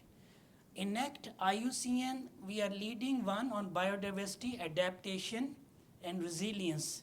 So that entails all the work we are doing, ecosystem-based adaptation, or nature-based solutions, or biodiversity, or climate resilience with people, with indigenous people, all that. So that is where it is. So to take that forward, we have been working with many other partners. FAO is part of that, many other are part of that. I will show you some of that work. But may sound or it may reflect on the slides very complex. So I'm just preempting all of that by saying it. Okay, look, no, the main thing is that we need to work with you and then see what are the action which can be part of it, which is missing currently, can be incorporated. So you will work in small groups where you can ask questions, you can contribute, and then if you would like to be part of, or you know some other networks, and also if you know other initiatives which can contribute, so we will reach out to them. Main thing is that we need to develop a 6-month agenda, how we will work together, so you could all be part of it, or some of you, or some others who are not in this room, and then we will try how to take all of those processes, your experiences, and whatever is being done, how to link those, and then we'll take it to Turkey presidency, and they will work, and then further action will be taken. So that's the main point. At times, we were doing, I would say, I'm trying to come up with the right politically correct way, not parallel processes, but something which can contribute. So this is an opportunity where directly climate champions are facilitating this process, and with the presidencies we can take this forward and can inform and influence, and more than that, assist that process to be realistic as much as possible. Okay, so that's me. These are called action lab groups. So this is all the terminology I'm using, which is formal but you can, there are some, cliches, some things and other. So BAR is, we all know BAR, but it is Biodiversity, Adaptation, Resilience. Right? So that is the group which is working over there. And then, Global Climate Agenda, Expand Collaboration, Advance Tangible Action. You all will have these slides. All those who have put your emails and you received, all those who haven't, please contact Rose, Emily, Annie here, and they will have you, and we will send you all the slides also. And then again, you don't need to read all this, but there are 6 thematic axes, 30 activation groups, which is called, again, many abbreviations will keep coming, AG, wherever it comes, it's activation group. And then 189 initiatives have been listed, which is contributing towards these 6 thematic axes, and 117 plans to accelerate solution. So plans to accelerate solution is PASS, because these words will keep coming. So we are, IUCN, together with partners, leading one of PASS here. So again, ask me some question. If I have the answers, I will let you know. So then they address 5 system change levers. That's again a term where all coming together and trying to push forward the processes.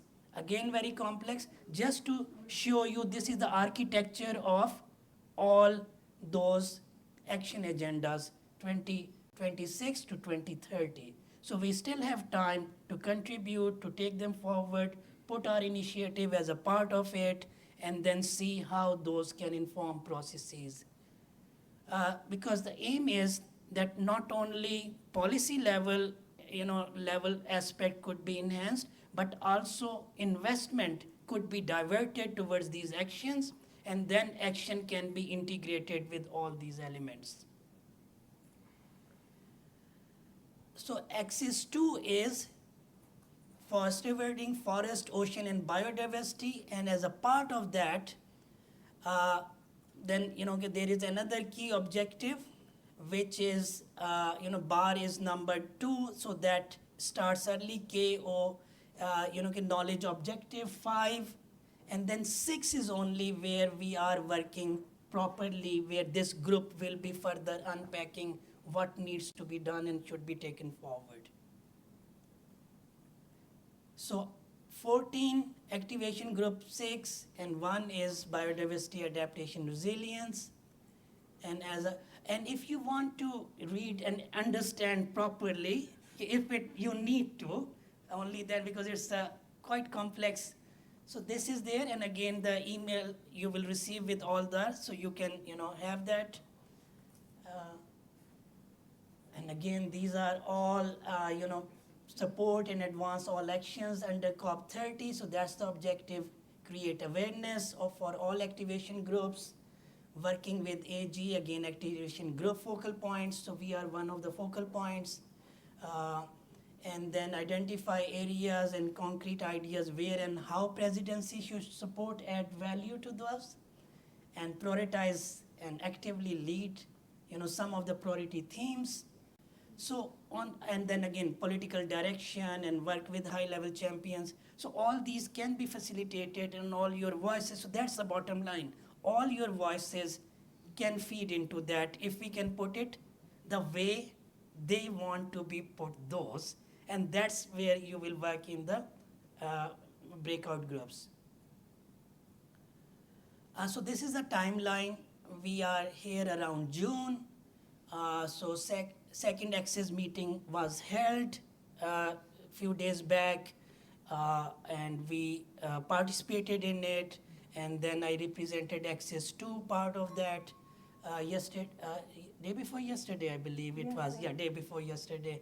And then, all we said what progress to date has taken place. And we got Turkey also, Ethiopia also, COP32, they are also attending these meetings. So there is ownership of that. At least it's not parallel processes that in our events we discuss things and they, have a shelf life of till we go back to our business as usual. So at least these things will be taken up. So we are at June, so August again, by that time we would like to, complete the work with you and then take it forward so that it can be formally part of those processes. So these are, again, you will get it, so don't need to, read through. And these are the current partners for all of this work which is going on under just one, that action group. So we would love to have more logos of your organizations and other be part of these processes. So again, I have explained that, I will not go again in those. Same thing, what we have been saying, integrity of ecosystems and people's resilience and, livelihood, all those integrated approaches. So the main thing is what in the morning also, Synergies, we were discussing that NDCs, NAPs, NBSAPs, and National Adaptation Plan under UNCCD, we all are trying to link those together.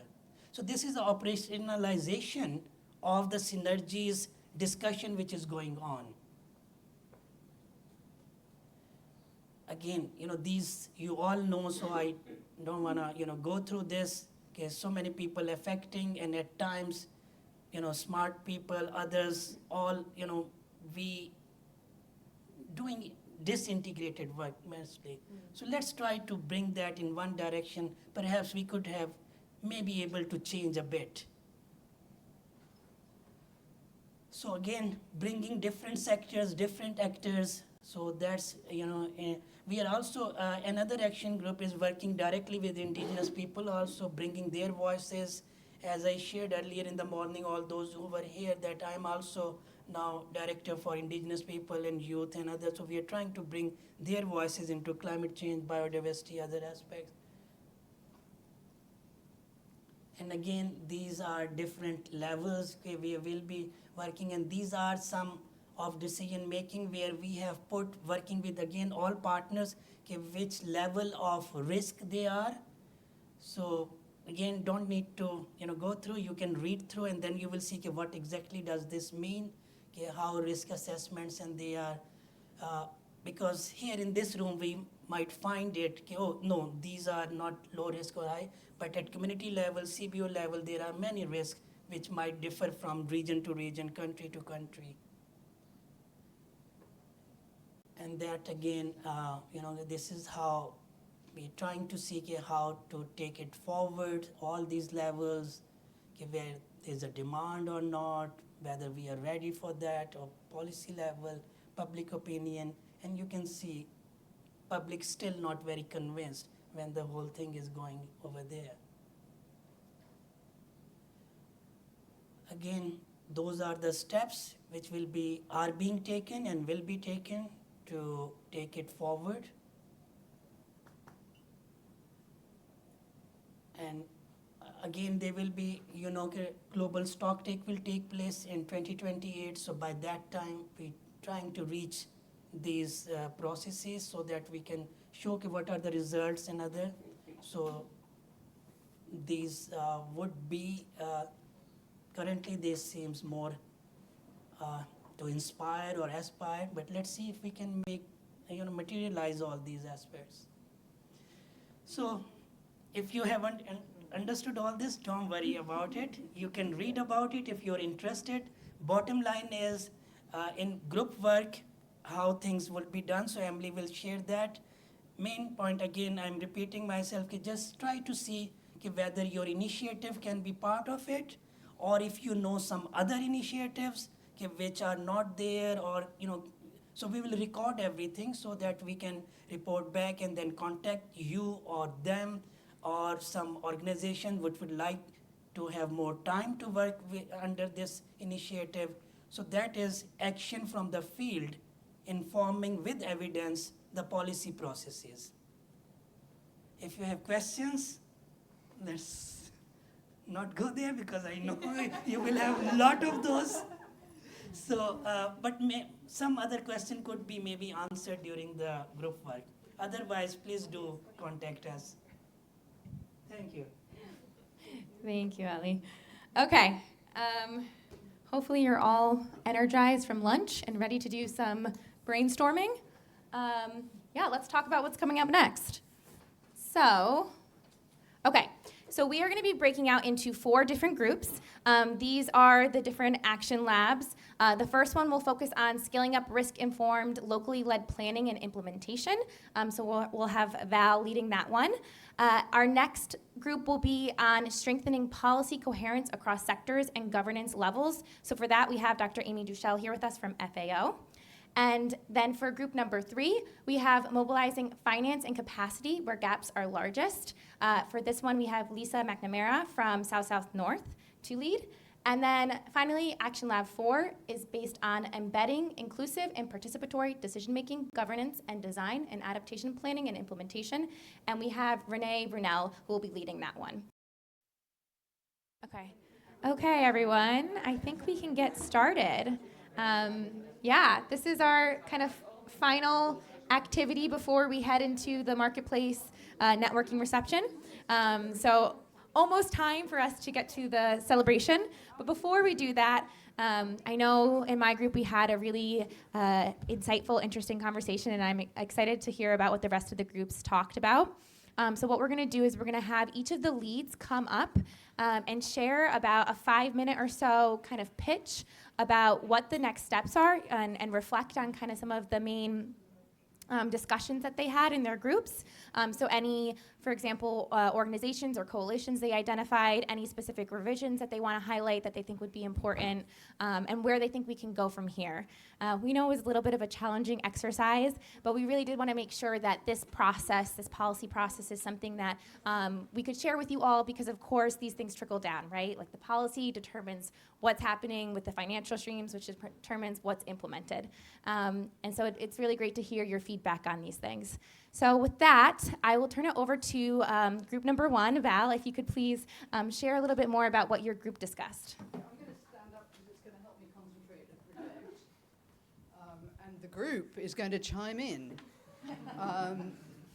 or else.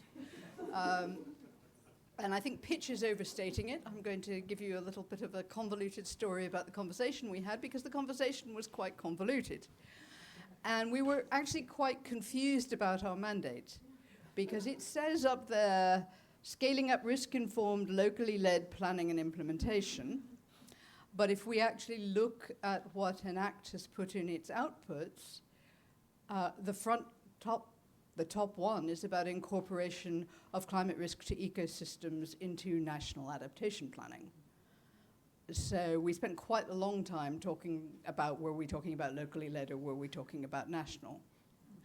We also spent, or I spent, and I conveyed some time scratching my head about the timeframes involved and whether by national adaptation planning we mean formal national adaptation plans, in which case the 2028 timeframe is way too short for incorporation of much of anything into national adaptation plans because of the process that national adaptation plans entail. But we also thought that perhaps we could be talking about planning more generally, and that we then proceeded to have some slightly more constructive thoughts after we'd spent some time complaining about the fact that we didn't understand what scale we were talking about, or who was supposed to be engaged in the decision making, or anything else. We did actually get somewhere. It was a lot. No, it was a lot of fun. It was a lot of fun, but it did make us think partly that we didn't quite understand the logic behind some of the ENACT outputs, to be honest, and how they related to the timescales that we're talking about. And I would say that those aspirational KPIs or outputs are seriously aspirational. So that's my editorial comment at the moment. So we had as outputs, the first one was integrating ecosystem risk data into national adaptation planning in 60 to 80 countries. And one way of looking at that is that there's something in loads of national adaptation plans about the fact that ecosystems are at risk from climate change. So tick, done.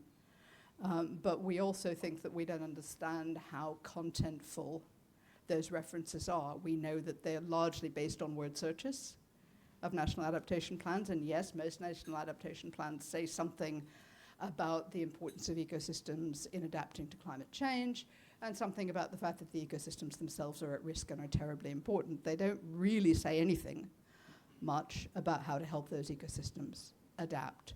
And so if we're actually talking about more substantive integration, there is a serious job to do.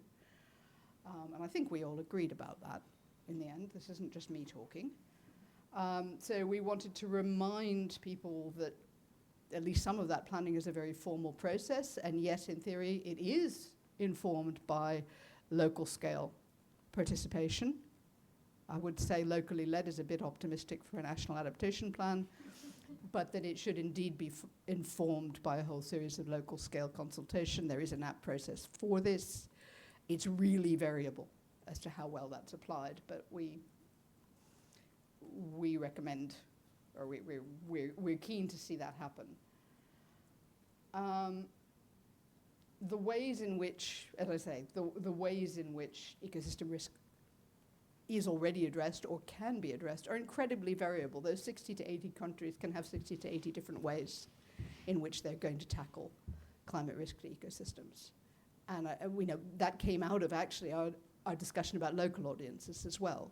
We had quite a big discussion about language and how people understand data and understand options and talk about options, and what strategies look like to one community or one country may be completely opposite to what they look like for somebody else. We then moved on to the remaining outputs, which are around developing and deploying a biodiversity climate risk screening toolkit for governments, which we think ought to be possible.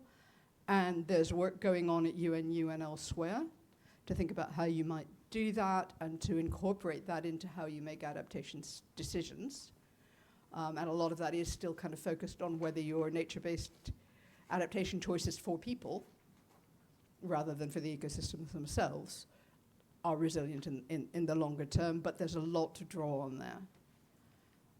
So that seems like it might be feasible. I would love to see the specification of it take account of the fact that compounding factors massively affect the impacts of climate change on ecosystems. And so it's not just here's climate risk, and here's where my biodiversity is, and here's how it's vulnerable. So it is more complicated than that. On the other hand, I've also been trained for the last 40 years never to say, it's all terribly complicated.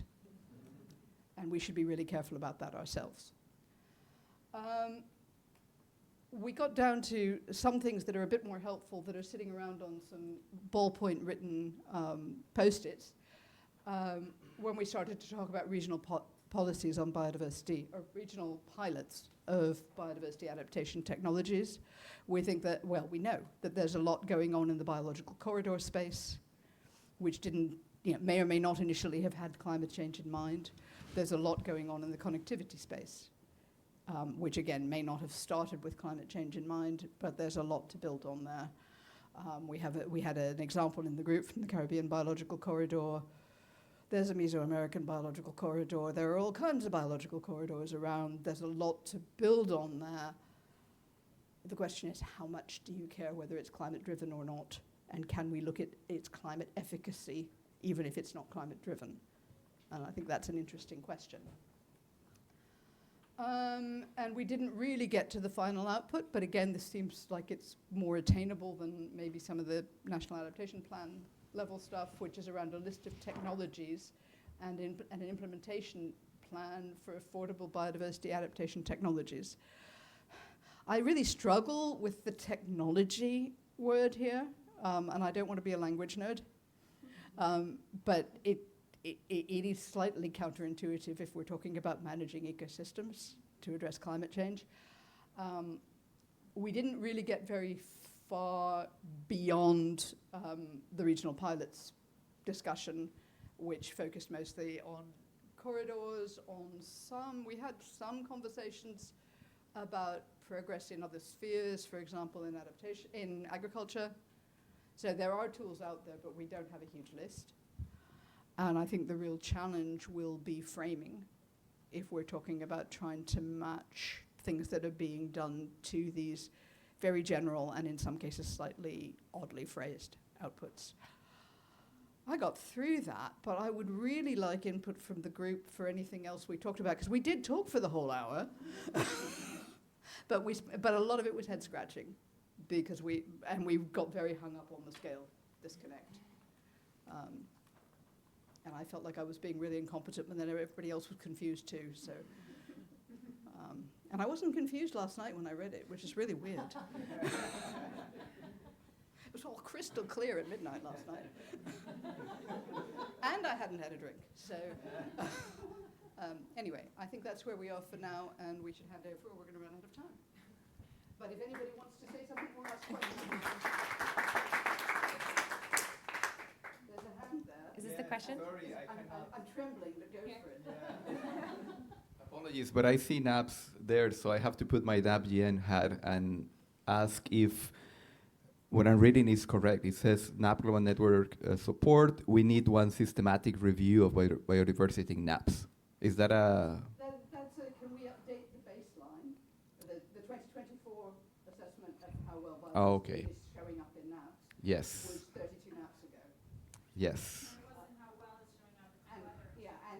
And there's very little subtlety to, or about, there's very little that the rest of us can see. Yeah. In terms of how it shows up. Mm-hmm. We know it shows up in 56, in 57 or something. Whatever the percentage of the 57 or 56 NAPs that 24 review covered, we know it shows up. We don't have the granularity of how much it actually talks about addressing it in any very specific way, rather than just that somebody should address it, which is what a lot of them say. And we don't know what's happened in the subsequent 32. Yeah. Okay. No, I agree. They're kind of high level, but I understand. Well, the concerns. and actually, that's one more point I'd like to make, which is I'm not sure it's about the plans. It might be about the implementation plans, both for the NAPs and for the NDCs. It's very much more, at the what are we actually going to do, and rather than the objective setting, I think. I guess for that we've been supporting some countries with progress reporting.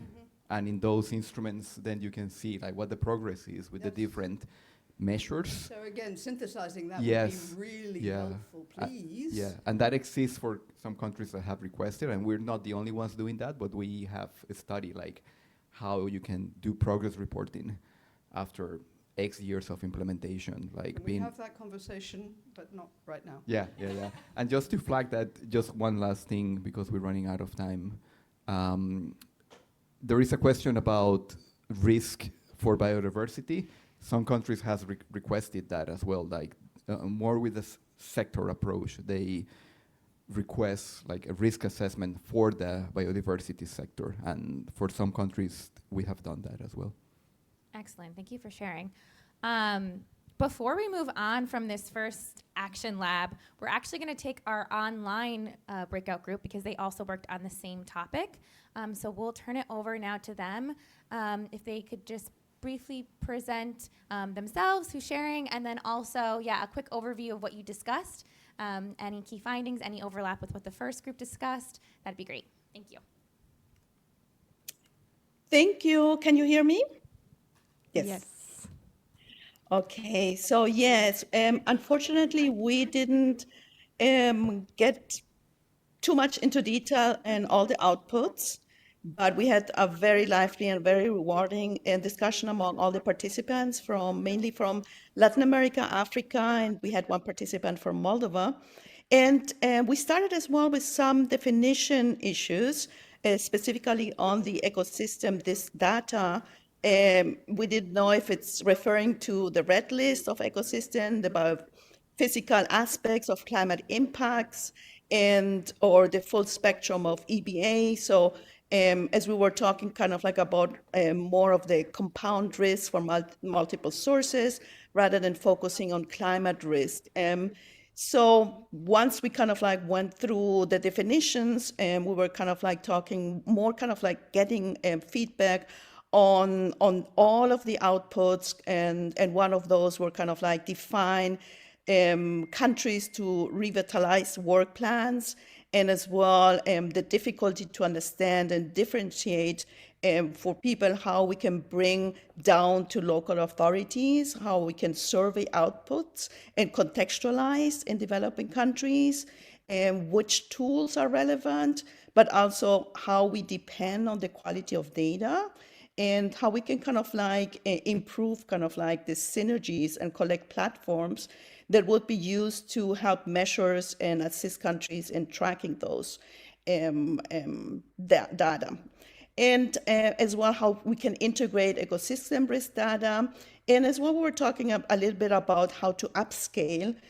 For example, while working with universities and municipalities, how can we kind of like, for example, a university that had a catching prototype, a wastewater catching prototype, that would be recognized by municipalities that are working together. How can these, for example, initiatives, very local initiatives, being recognized in these outputs on technology, for example? And how can we kind of like really recognize first seed initiative processes that are still kind of like in the get-going, and they're not kind of like really finalized in the outputs. And then at the same time, kind of like we were talking about the guiding questions, and more specifically on guiding question 2, which was, is there anything required to improve and refine the outputs to ensure that they're effective in the short terms? And here kind of like we were talking about data and how the data help us identify and assess consequences of degradation, loss of ecosystems, how we can find most effective outputs that can strengthen governance, and as well, how can we institutionalize participation, human rights approaches being implemented specifically into the planning, and how can we improve ownerships, and how important it is to make society see ecosystem being more impacted as well.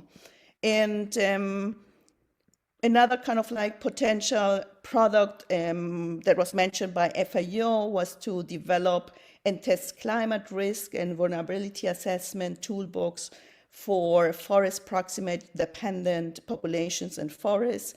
And by building, for example, on a host of projects, and they were mentioning the MELBA in Malawi, and GCF funded EBM program in Malawi and St. Lucia, SNAP readiness projects. And so we had, again, a very lively discussion, but we didn't really get into the details of working through the outputs. And well, I would give now the floor as well to Maria if she would like to expand on our discussions and help us out here. So thank you, and back to Maria. Maybe really quickly before, because we are tight on time right now, and I want to make sure everybody can very soon, go to the next stage of our celebration. If you want to give us like a 2-sentence highlight of what you got out of this group, that'd be great, so that we can then also go to the next 2 groups. So yeah, maybe 2 or 3 sentences of some key findings that you had. Yes, wonderful. Not to repeat anything that others have said, one thing is it would be really great to clarify how the initiatives should work together, if it would be FEBA or others who can support the coordination. The land degradation neutrality seems to be an aspect that is not that much addressed in the overall framework document.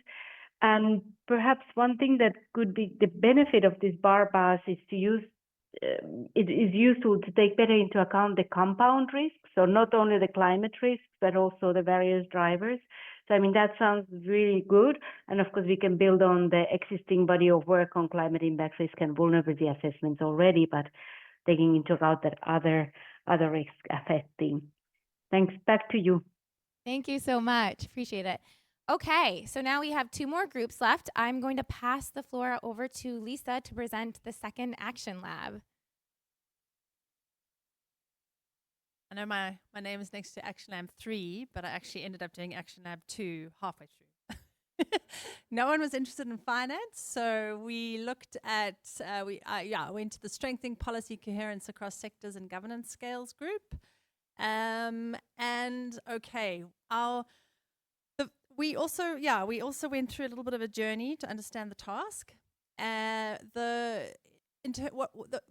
A high level, what we struggled with that potentially might be similar across the different groups is the different framings. So we've got biodiversity adaptation. I know biodiversity adaptation was very much the framing in the finance outputs. Then nature-based solutions framings, ecosystem-based adaptation framings, and then so I think maybe across all the different outputs, a sort of coherence of framings would be good, and that might apply across. So it's just more of a general reflection. Maybe something else that we spoke a bit about was because we were talking about policy synergies and coherence, was the kind of fragmented nature of the synergies community in a way, that we need synergies within the synergy community. It's the synergies of the synergies of the synergies. So there's definitely a need for thinking through synergies amongst the synergy community. Then we also thought a bit about what are the touch points for us to work together, the coordination of these things. So maybe in terms of a next step that emerged quite a lot around, how do we, is it regular meetings? Is it maybe something through the FEBA network? But there's a coordination element to how to get people together, and then how to also look across the different outputs. Let me just get my notes. We were focused on both vertical and horizontal coherence. So across all the outputs, the vertical element was missing quite a bit, across, just as a comment, across the different outputs. For example, there was the operational guidelines. Output 4 was provide operational guidance and tools for designing and implementing NBS for climate adaptation. And this was scoped up as a global output when this, operational guidance was very much potentially a subnational and regional scope as well. So just something to mainstream the vertical aspect across all of the different outputs. Similarly, across all of the different outputs, there's mention of NDCs or NBSAPs, and then not NAPs, or there's mention of NAPs and not NDCs and NBSAPs. So and then LDNs are also not represented across. So there's in terms of the coherence, again, there's a general theme of making sure that there's coherence across all the different outputs, looking across all the different planning tools and frameworks. So there were comments that what was great is that we actually had quite a few people putting their hand up and organizations putting their hand up to get involved in all of the outputs. So that was great. We've got a list. We've got a list of nominated contributors, and then contributors who also put their hand up. So that is great. And what else?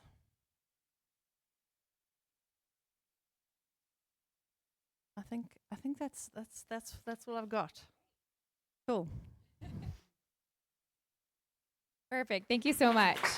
Yeah, it seems like we're hearing some things across the different groups where there are similar questions arising. Okay, we have one final group that's going to report back to us, and then we'll have our closing remarks. So if I could please have Renee join now to share.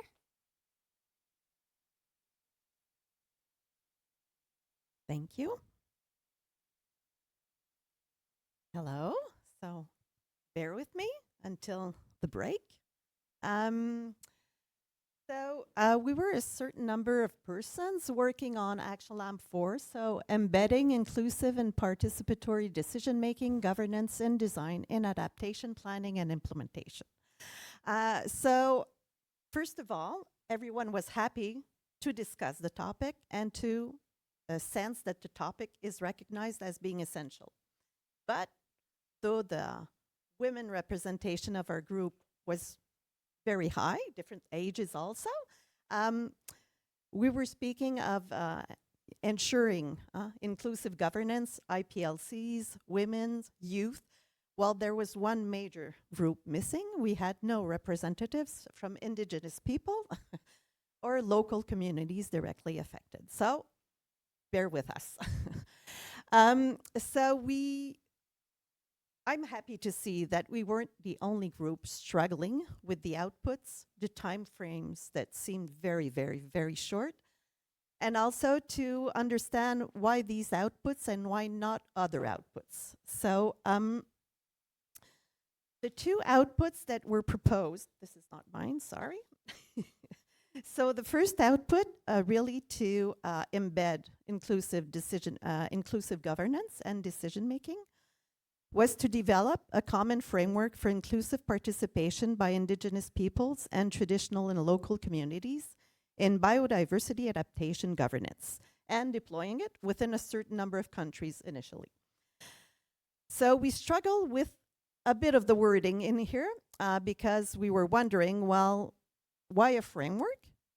Why do we need another framework?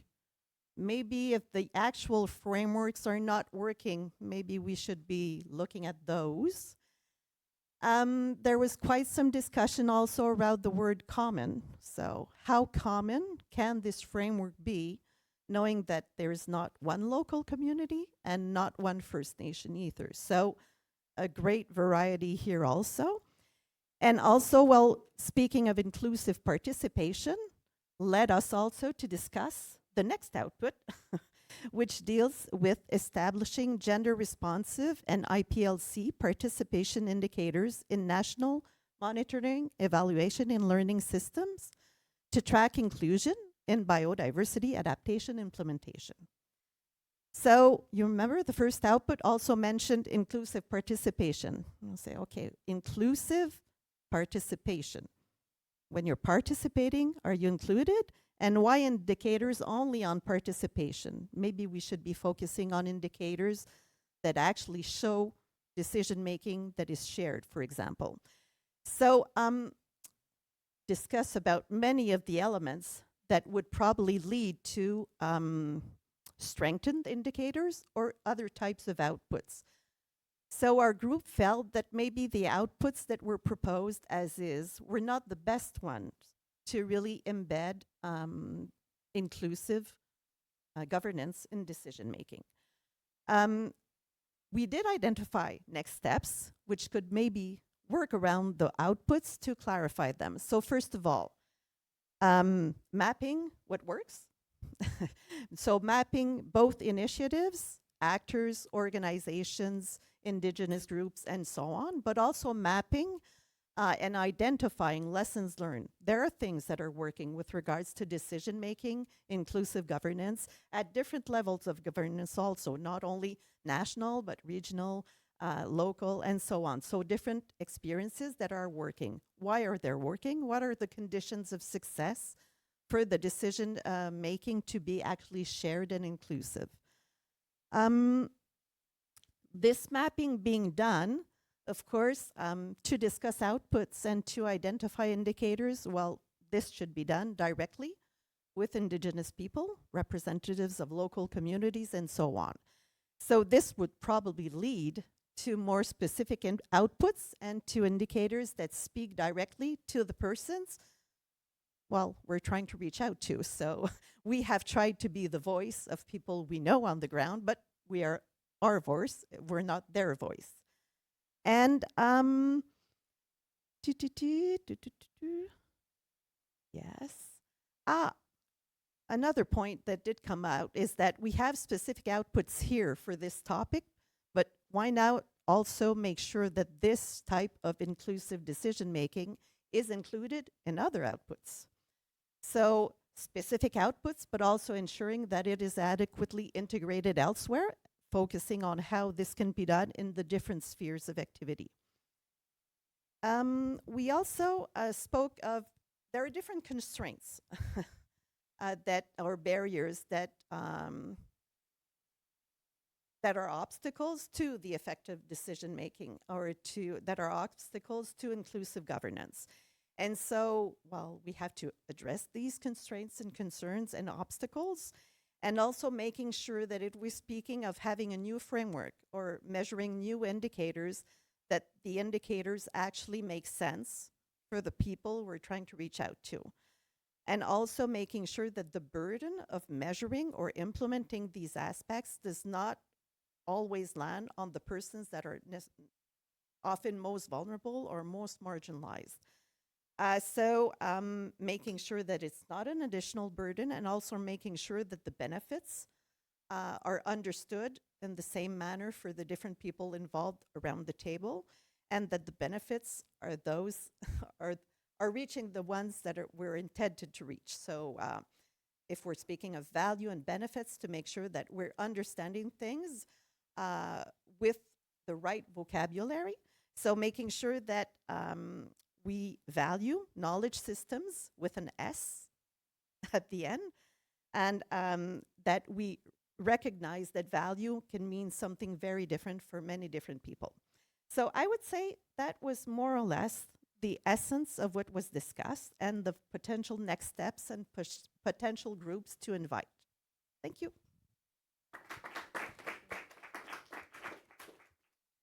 Thank you so much.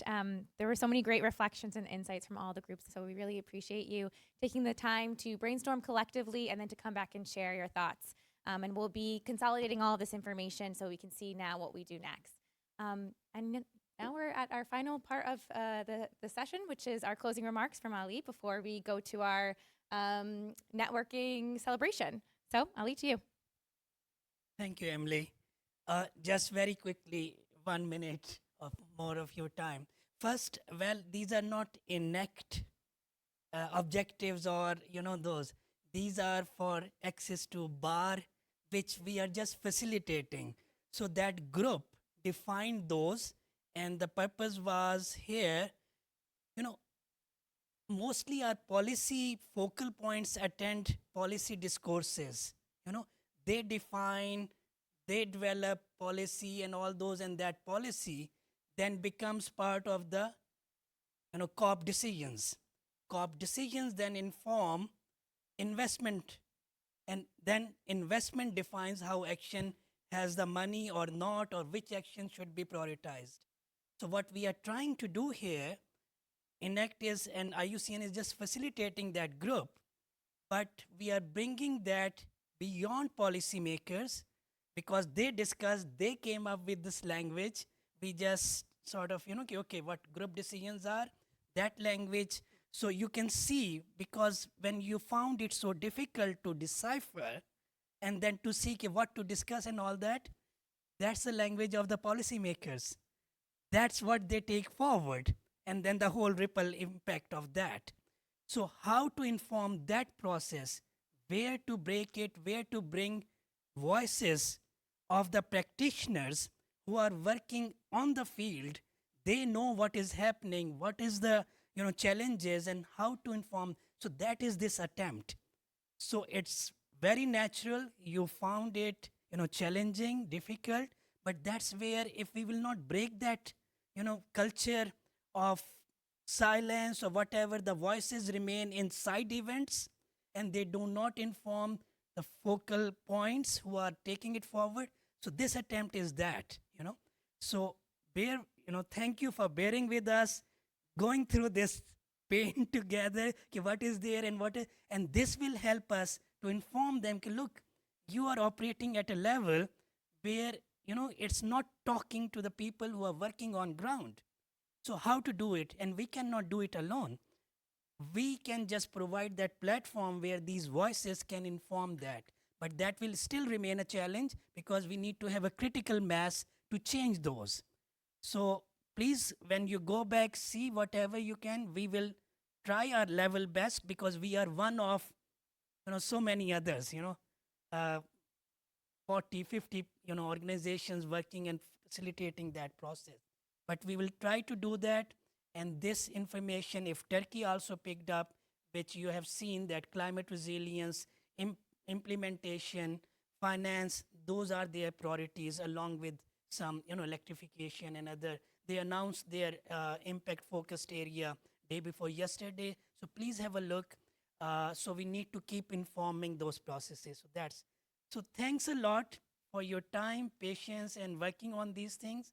We will keep working with you. If you know other organizations who are interested, and all of you who are not part of FEBA per se, we'll request to become formal. It is just a form, no financial implications, nothing, just become part of that. And also the working groups, because your knowledge will again inform that process, because you are to take that forward.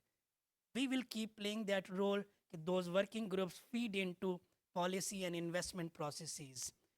So, the new working group which is being set up on nature and peace, that's again, we try to keep looking forward together with you, how world is changing, how funding, getting shrunk now.